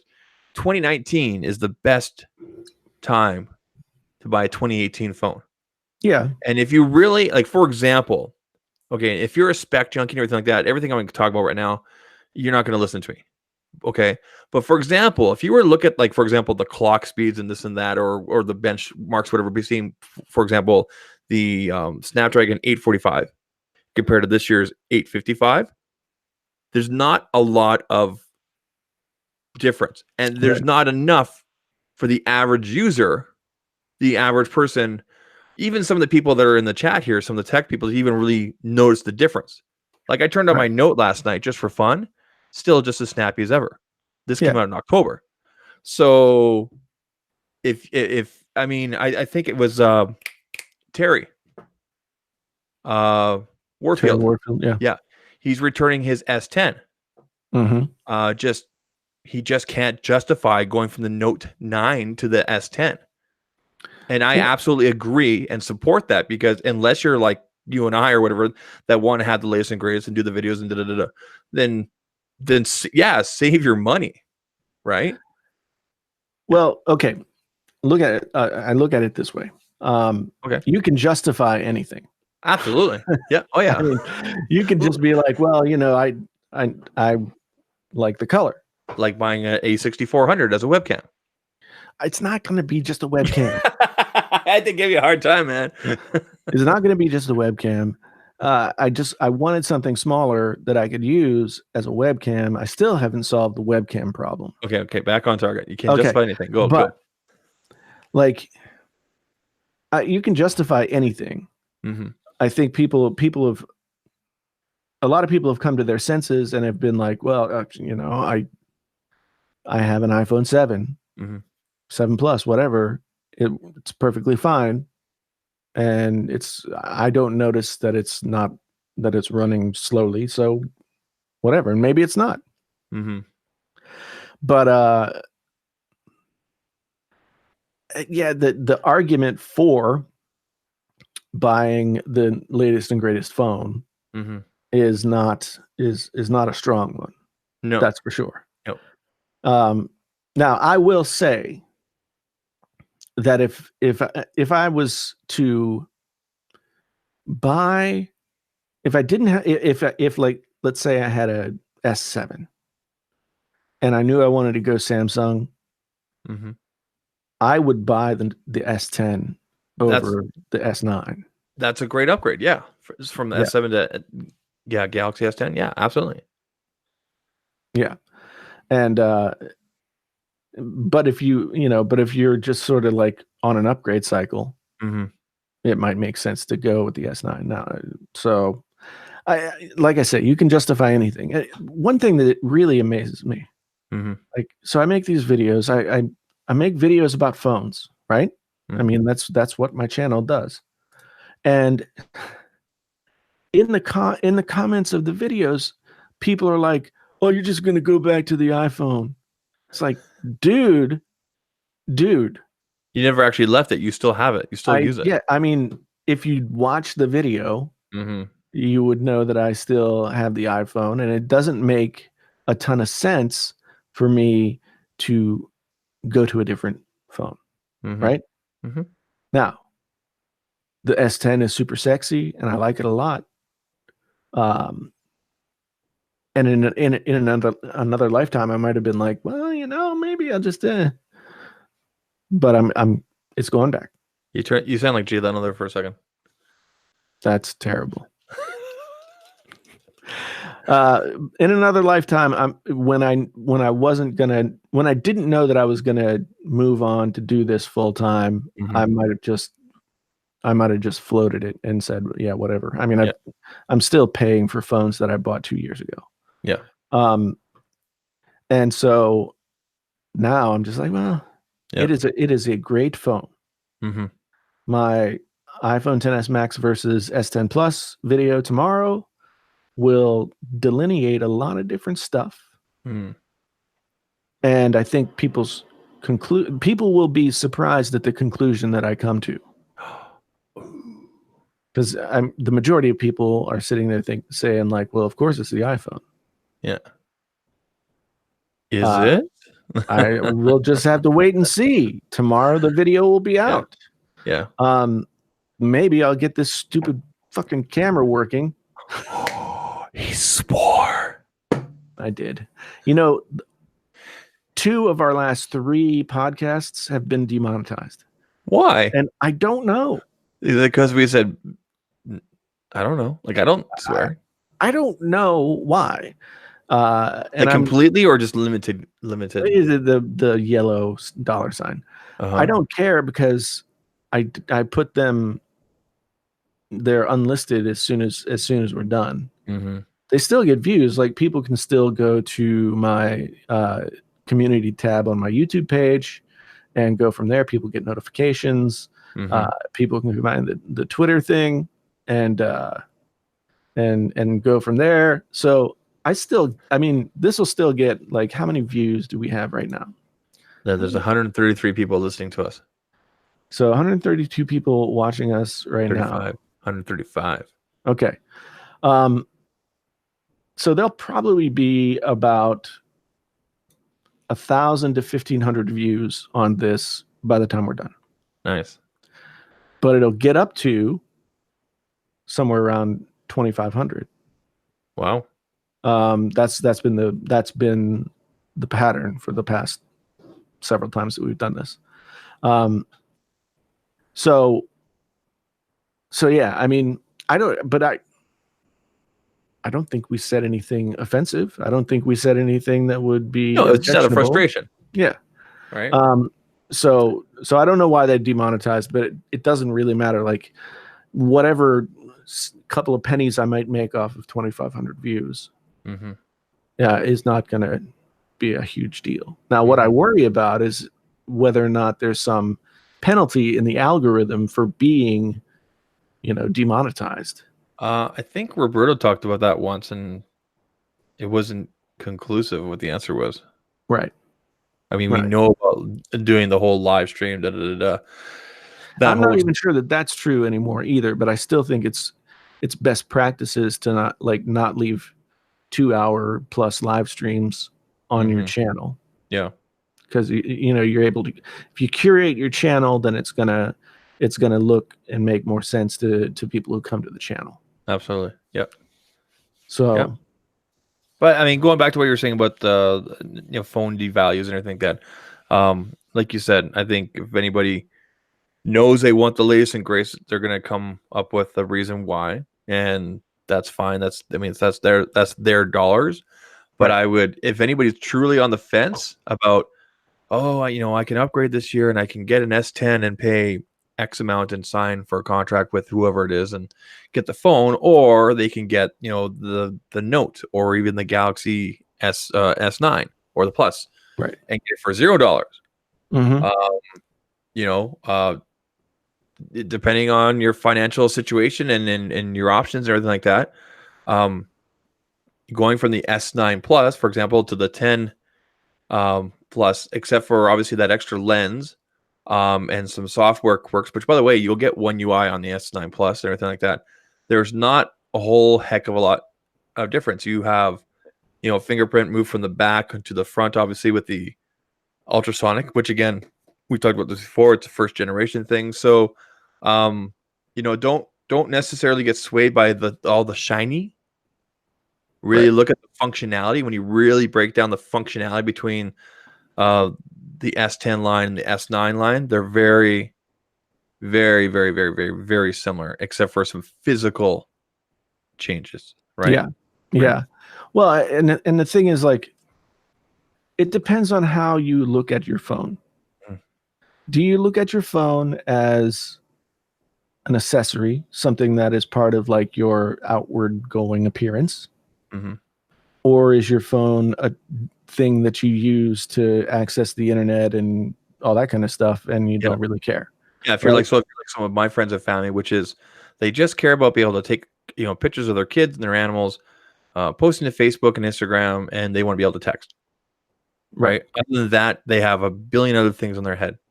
Then, this is not going to be a great choice. Right. So, unless the only way it makes sense to get a brand new flagship for the majority of people is if they know they're going to keep it for more than 2 years. Because otherwise, like there's this whole bias thing, like so sunk cost, like the money that you put into something. Yeah.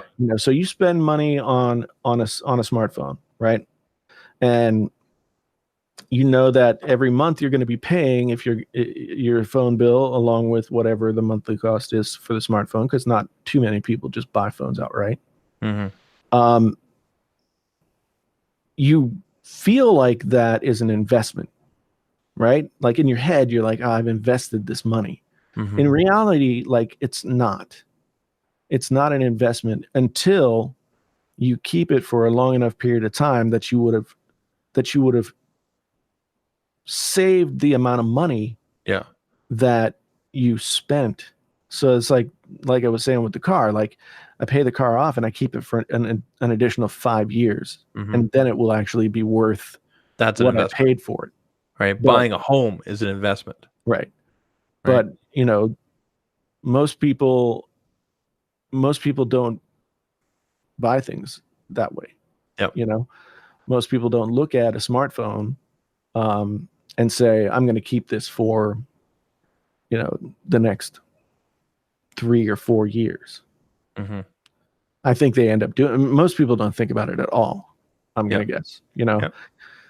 And so, if they're on an upgrade cycle, then they can get the new phone every year, and cool. And I don't see any reason not to do that.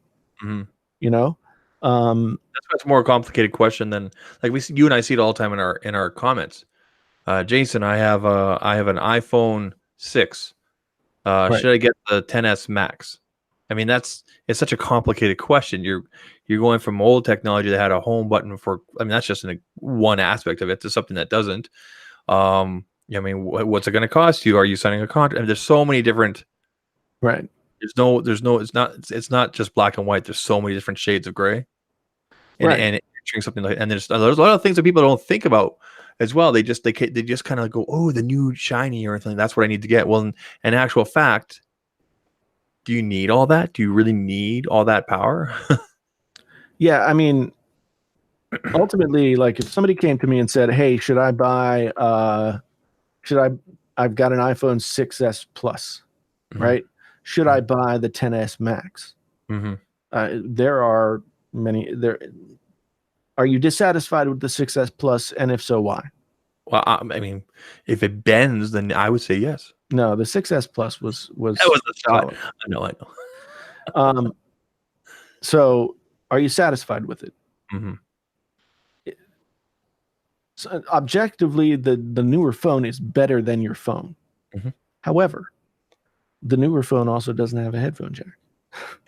Yeah, there you go. Yours does. The new phone doesn't have Touch ID. Yours does. Does that matter to you? You could probably go through life buying new 6s Pluses for the next, like one new one every year for the next 5 or 6 years. Well, speaking of the 6 and the 6 Plus, my father he went in for the battery replacement program back in October. Got his battery replaced. This is just before he went down to Phoenix for the winter. He just recently got back. And he was telling me that his phone barely gets through half the day now, despite having a battery replaced. Or he doesn't think they actually did anything. He thinks they just went in the back and had a smoke and then came back out and said, "Here's your phone." But he did see a noticeable difference right away. But here, so October, November, December, January, February, March, 5 months later. Does that sound normal? That doesn't sound normal. No, because I mean, there's only a certain amount that a battery will degrade in terms of capacity over a longer period of time. Like, yeah, you know, they're not. It's not like it's going to degrade more quickly if you use it this way or that way. It's not. You know, back in the old days, it was like, well, you never let it go all the way down, or it'll never charge back up again. And that was the old nickel cadmium batteries. Yeah. Yeah. It's not like that anymore. What's the warranty on the battery replacement? So he went and he paid the $29. It's been 5 months.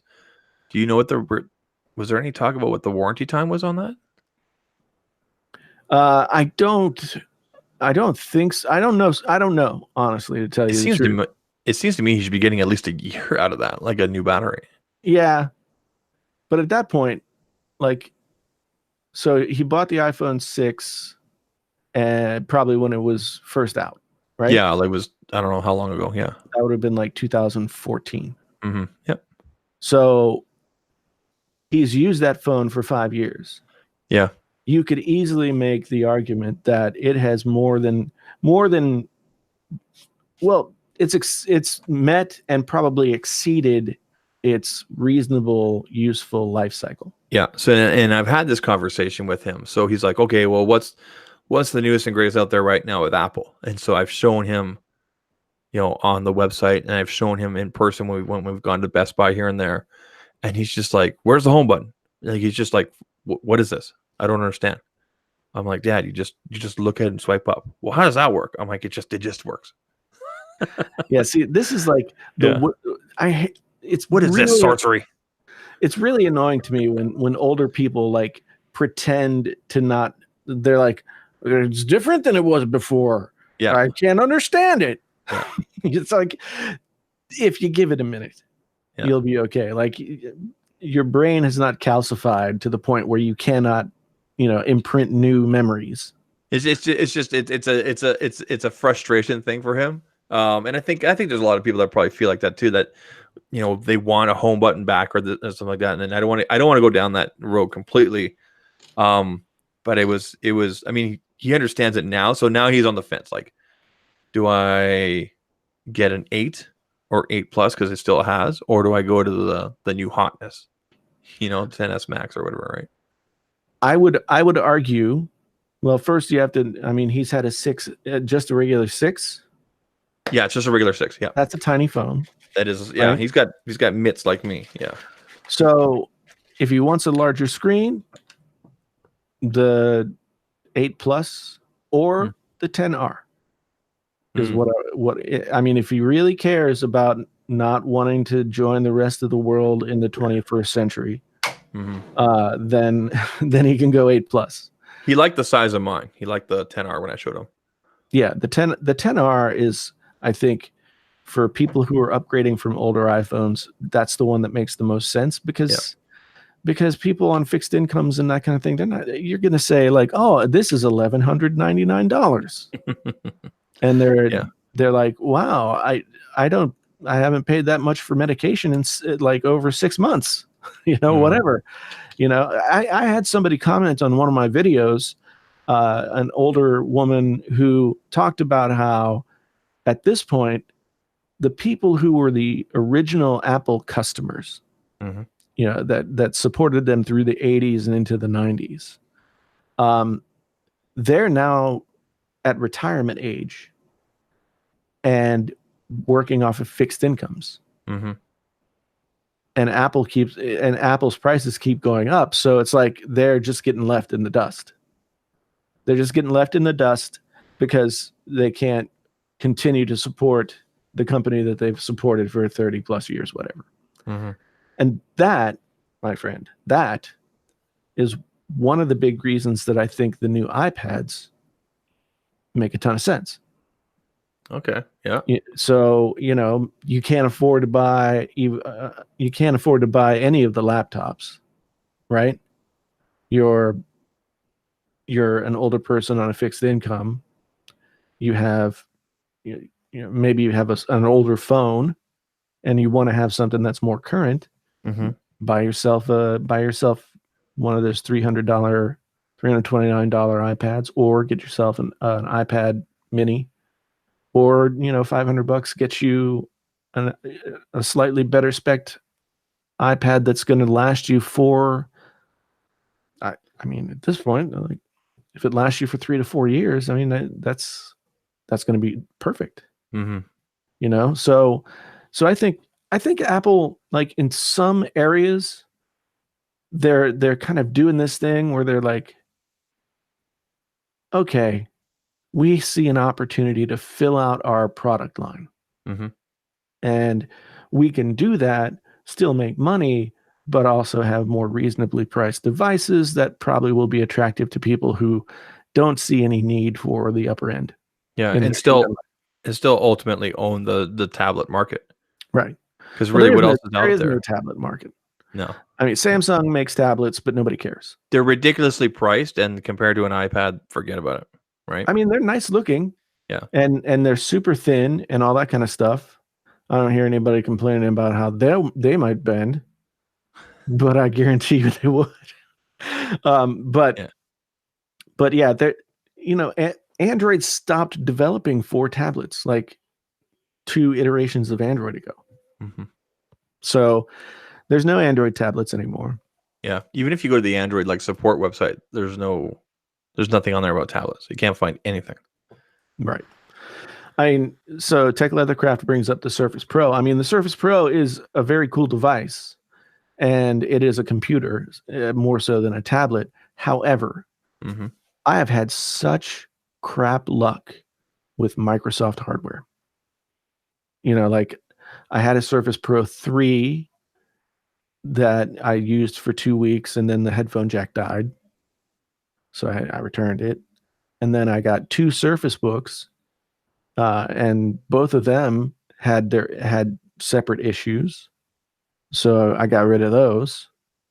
I don't know I don't know why Microsoft, why, and this is not just me, like, the med students who come in to school, they, like, probably 6 or 7 years ago, instead of using school computers to take tests, they now were required to buy a laptop of some kind that would be of the right spec that they would be able to take the tests on their own devices, right? Security had improved to the point. So a lot of students went out and bought Surface Pro devices, thinking like, well, it's a tablet and it's got that keyboard. I cannot tell you, almost to a person,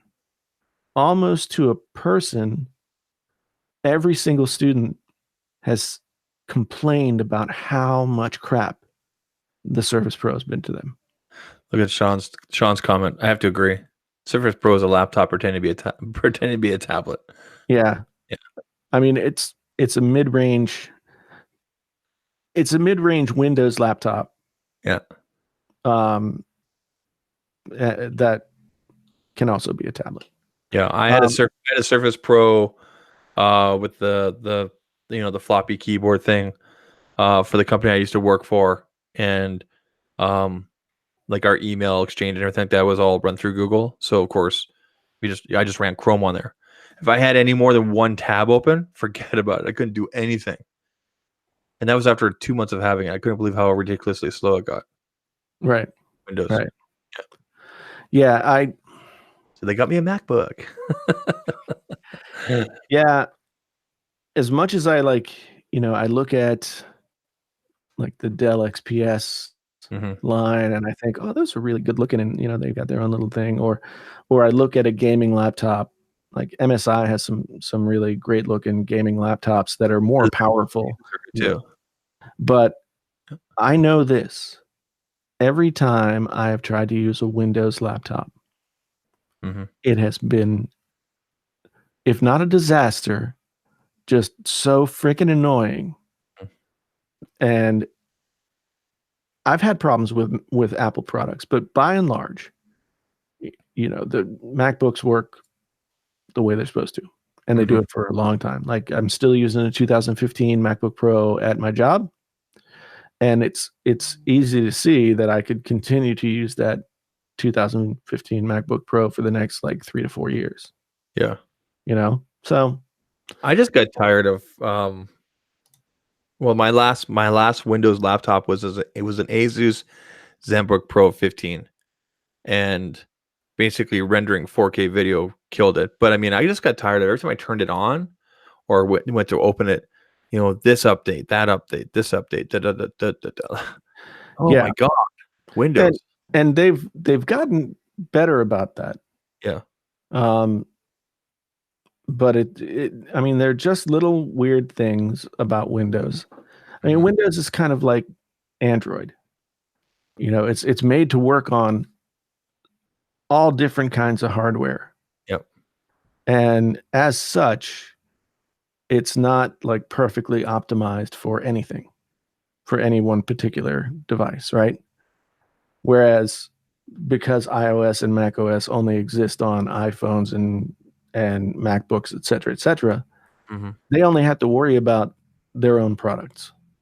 And so they're able to really, really nail them down and make them work the way that they want them to, which allows them to be more reliable and allows for Apple to be more responsive when things go wrong. And it allows Apple to be able to build stuff that will then later on be viable for the next 5 upgrade cycles, in terms of operating system. Yep. So I can't say that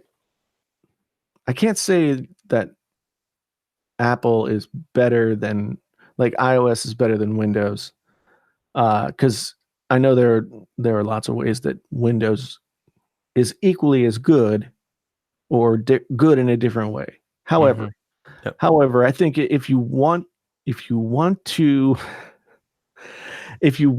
not have to worry about futzing with your devices, and you just want something that's gonna work and it's gonna get your stuff done, 9 times out of 10, your best option is going to be an Apple product. Yeah, and that's why I ultimately went with it, because I just wanted to open it up. I do everything in Chrome, so nothing really changed there when I transitioned over.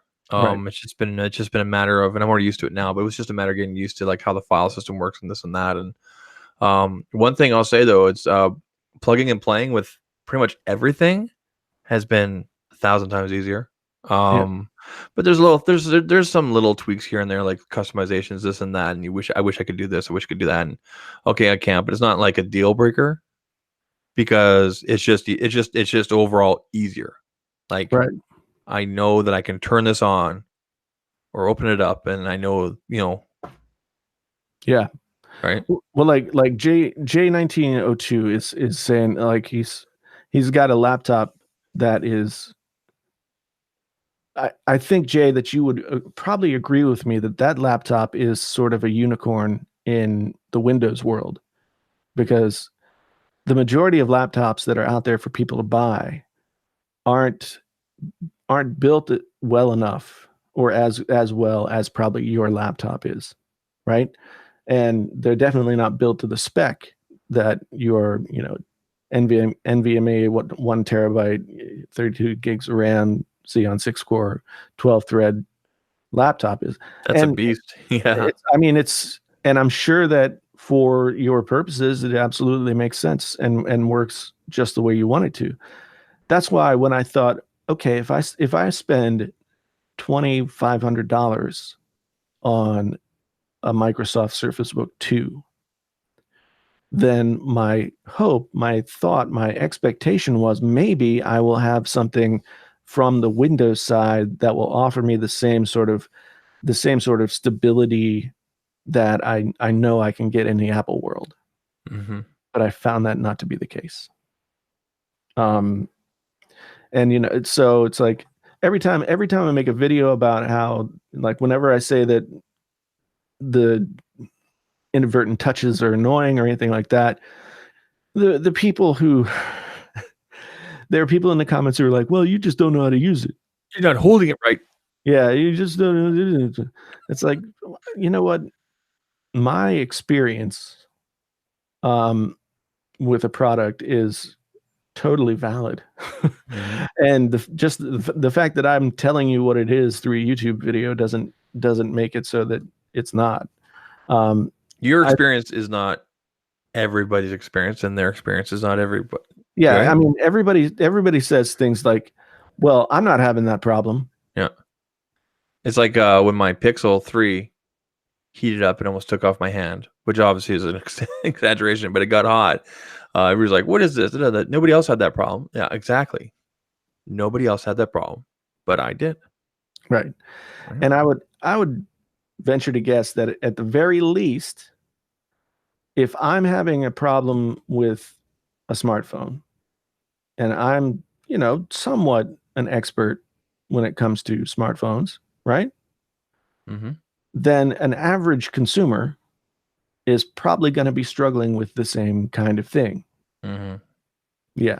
So, I mean, Miyobi is right. I mean, it's $2,500 on a gaming laptop would be much more powerful for sure.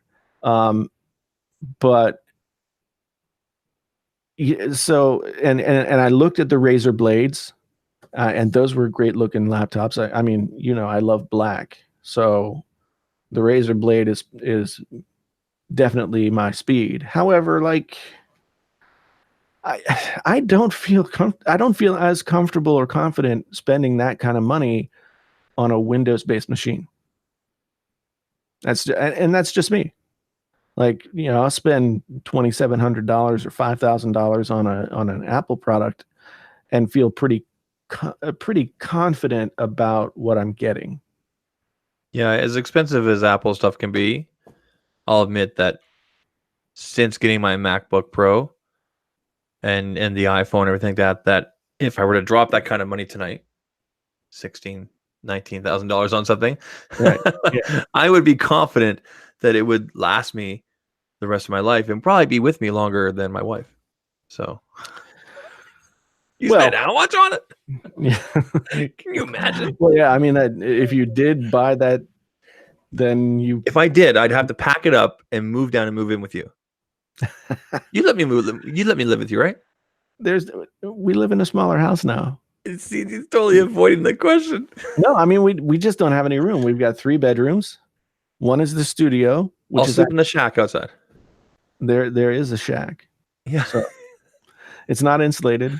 I know. That's why you're inside Studio B. I know. I've been I thought about, having one of those like pre-made, purpose-built buildings made in my backyard. Yeah. And I could probably get one built, like a good size one, finished on the inside, insulated, et cetera, for you can't just insulate what you have right now.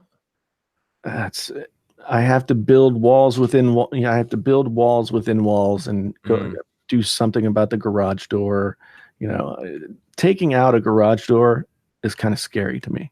I think you should just stay where you are. I mean, you got the stuff on the walls there, and yeah, I mean, I like it here. This is a good space, and I think it's been the best set that I've had. You have a window, I think, right in front of you, right? That gives you some good sunlight when you need it, right? Yeah. The only problem is, like, this room is in the rest of the house, so dogs barking, people moving around doing stuff is not always conducive to the recording. I didn't know you still had dogs. I know that one of yours passed away last year, but we had 3 dogs die in the span of like 2.5 years. Jesus. One it was just old age. The other died like really. It was just got sick on a Saturday afternoon, and by 10 p.m. that Saturday night, they were putting it to sleep. Wow. Like, nobody ever really figured out what happened. That's rough, man. And then we had a Siberian Husky who was about 6 years old, and he started having seizures. That's a beautiful dog. Yeah, he was my sobriety dog. Sorry, man. I know it's rough. So. And so I kind of like he was having seizures, and we were trying to like treat them and keep them from happening, but they kept coming back. So he was like he was chewing on furniture and just like using the bathroom in the house all over the place. He was just not the same as and he wasn't going to get better. So how many dogs do you have now? We have two. We have an Australian, like a miniature Australian Shepherd. Okay. And we have kind of like a mutt dog. What are their names? The Aussie is named Sophia, and the mutt dog is named Sadie. Okay, I've heard Sadie's name said here and there. Yep. Yeah, I didn't really have much say in the naming of the dogs. You should post more pictures of your dogs on your Twitter. Maybe I should. Yeah. Yeah.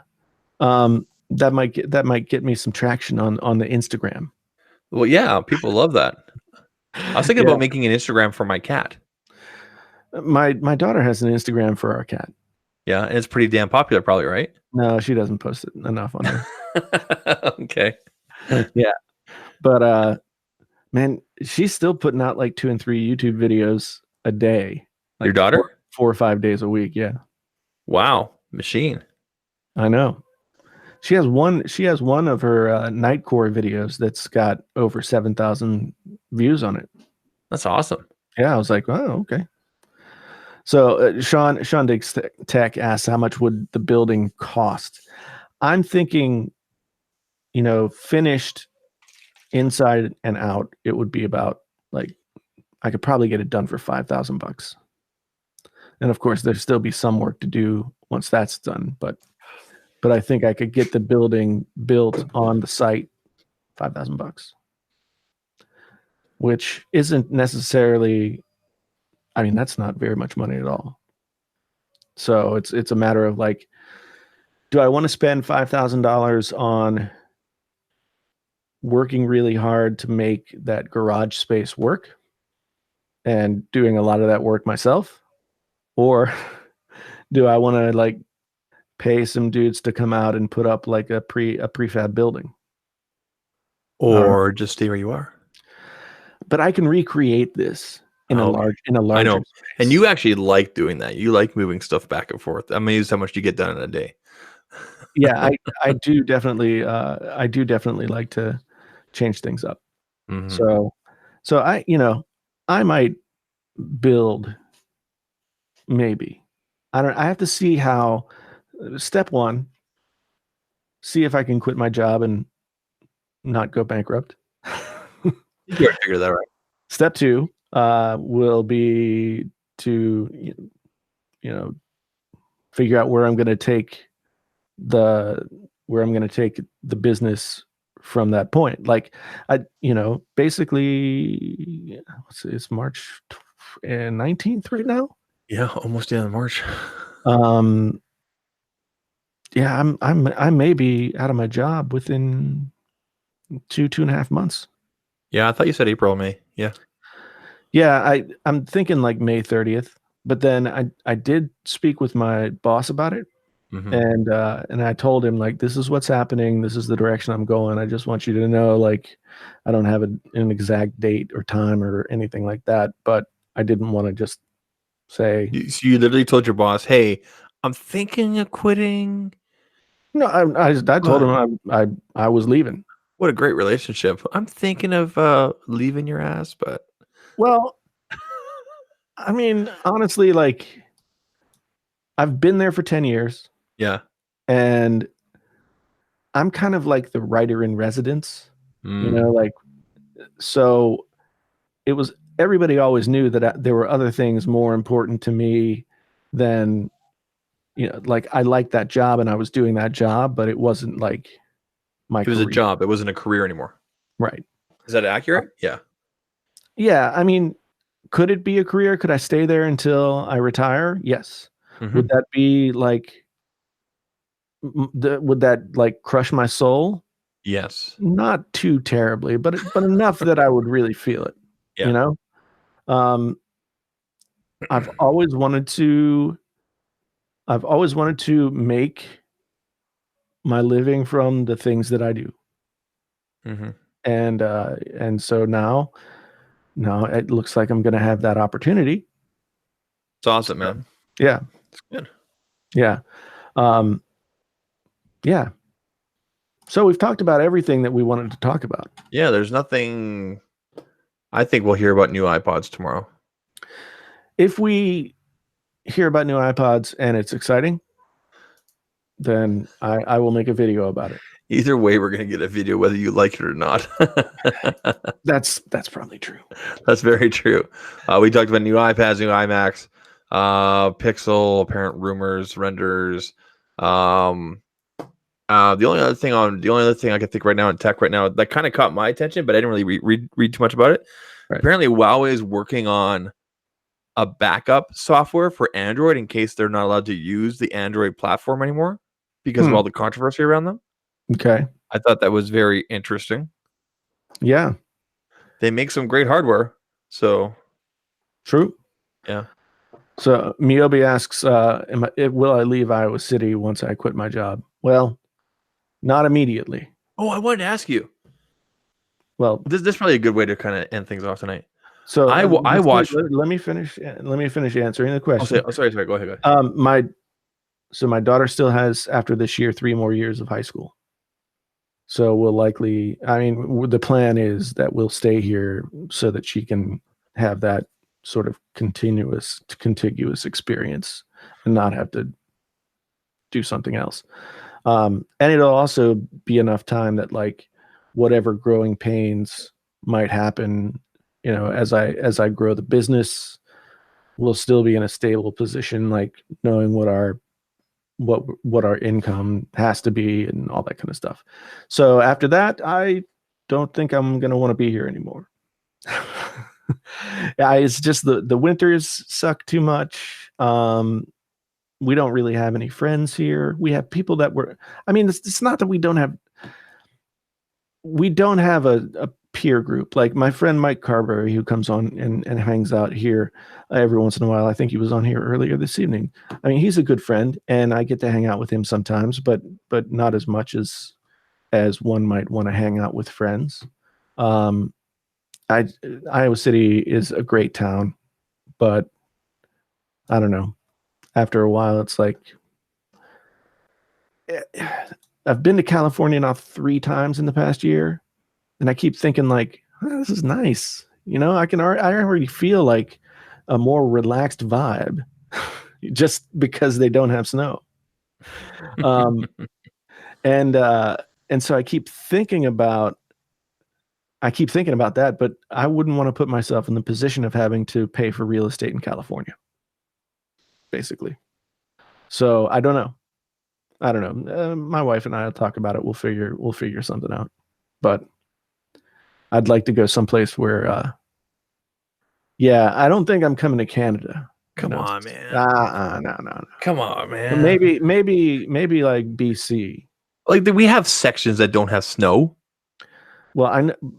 What sections?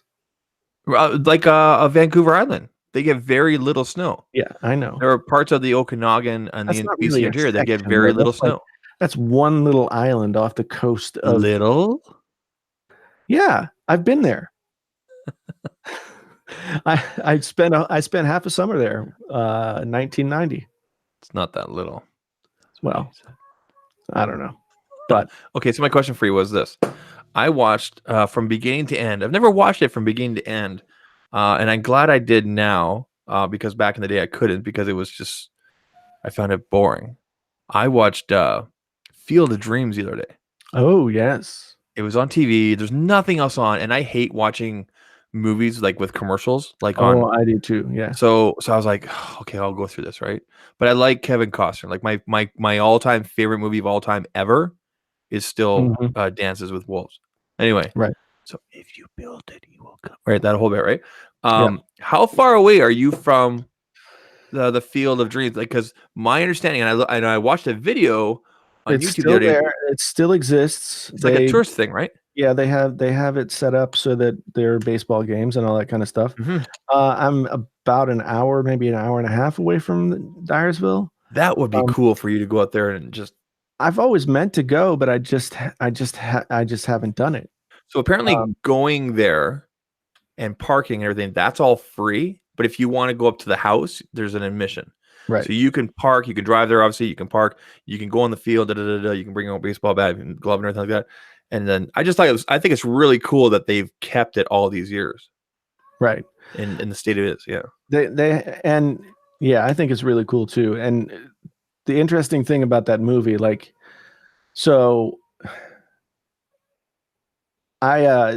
guy who wrote the novel also went through the graduate program that I went through.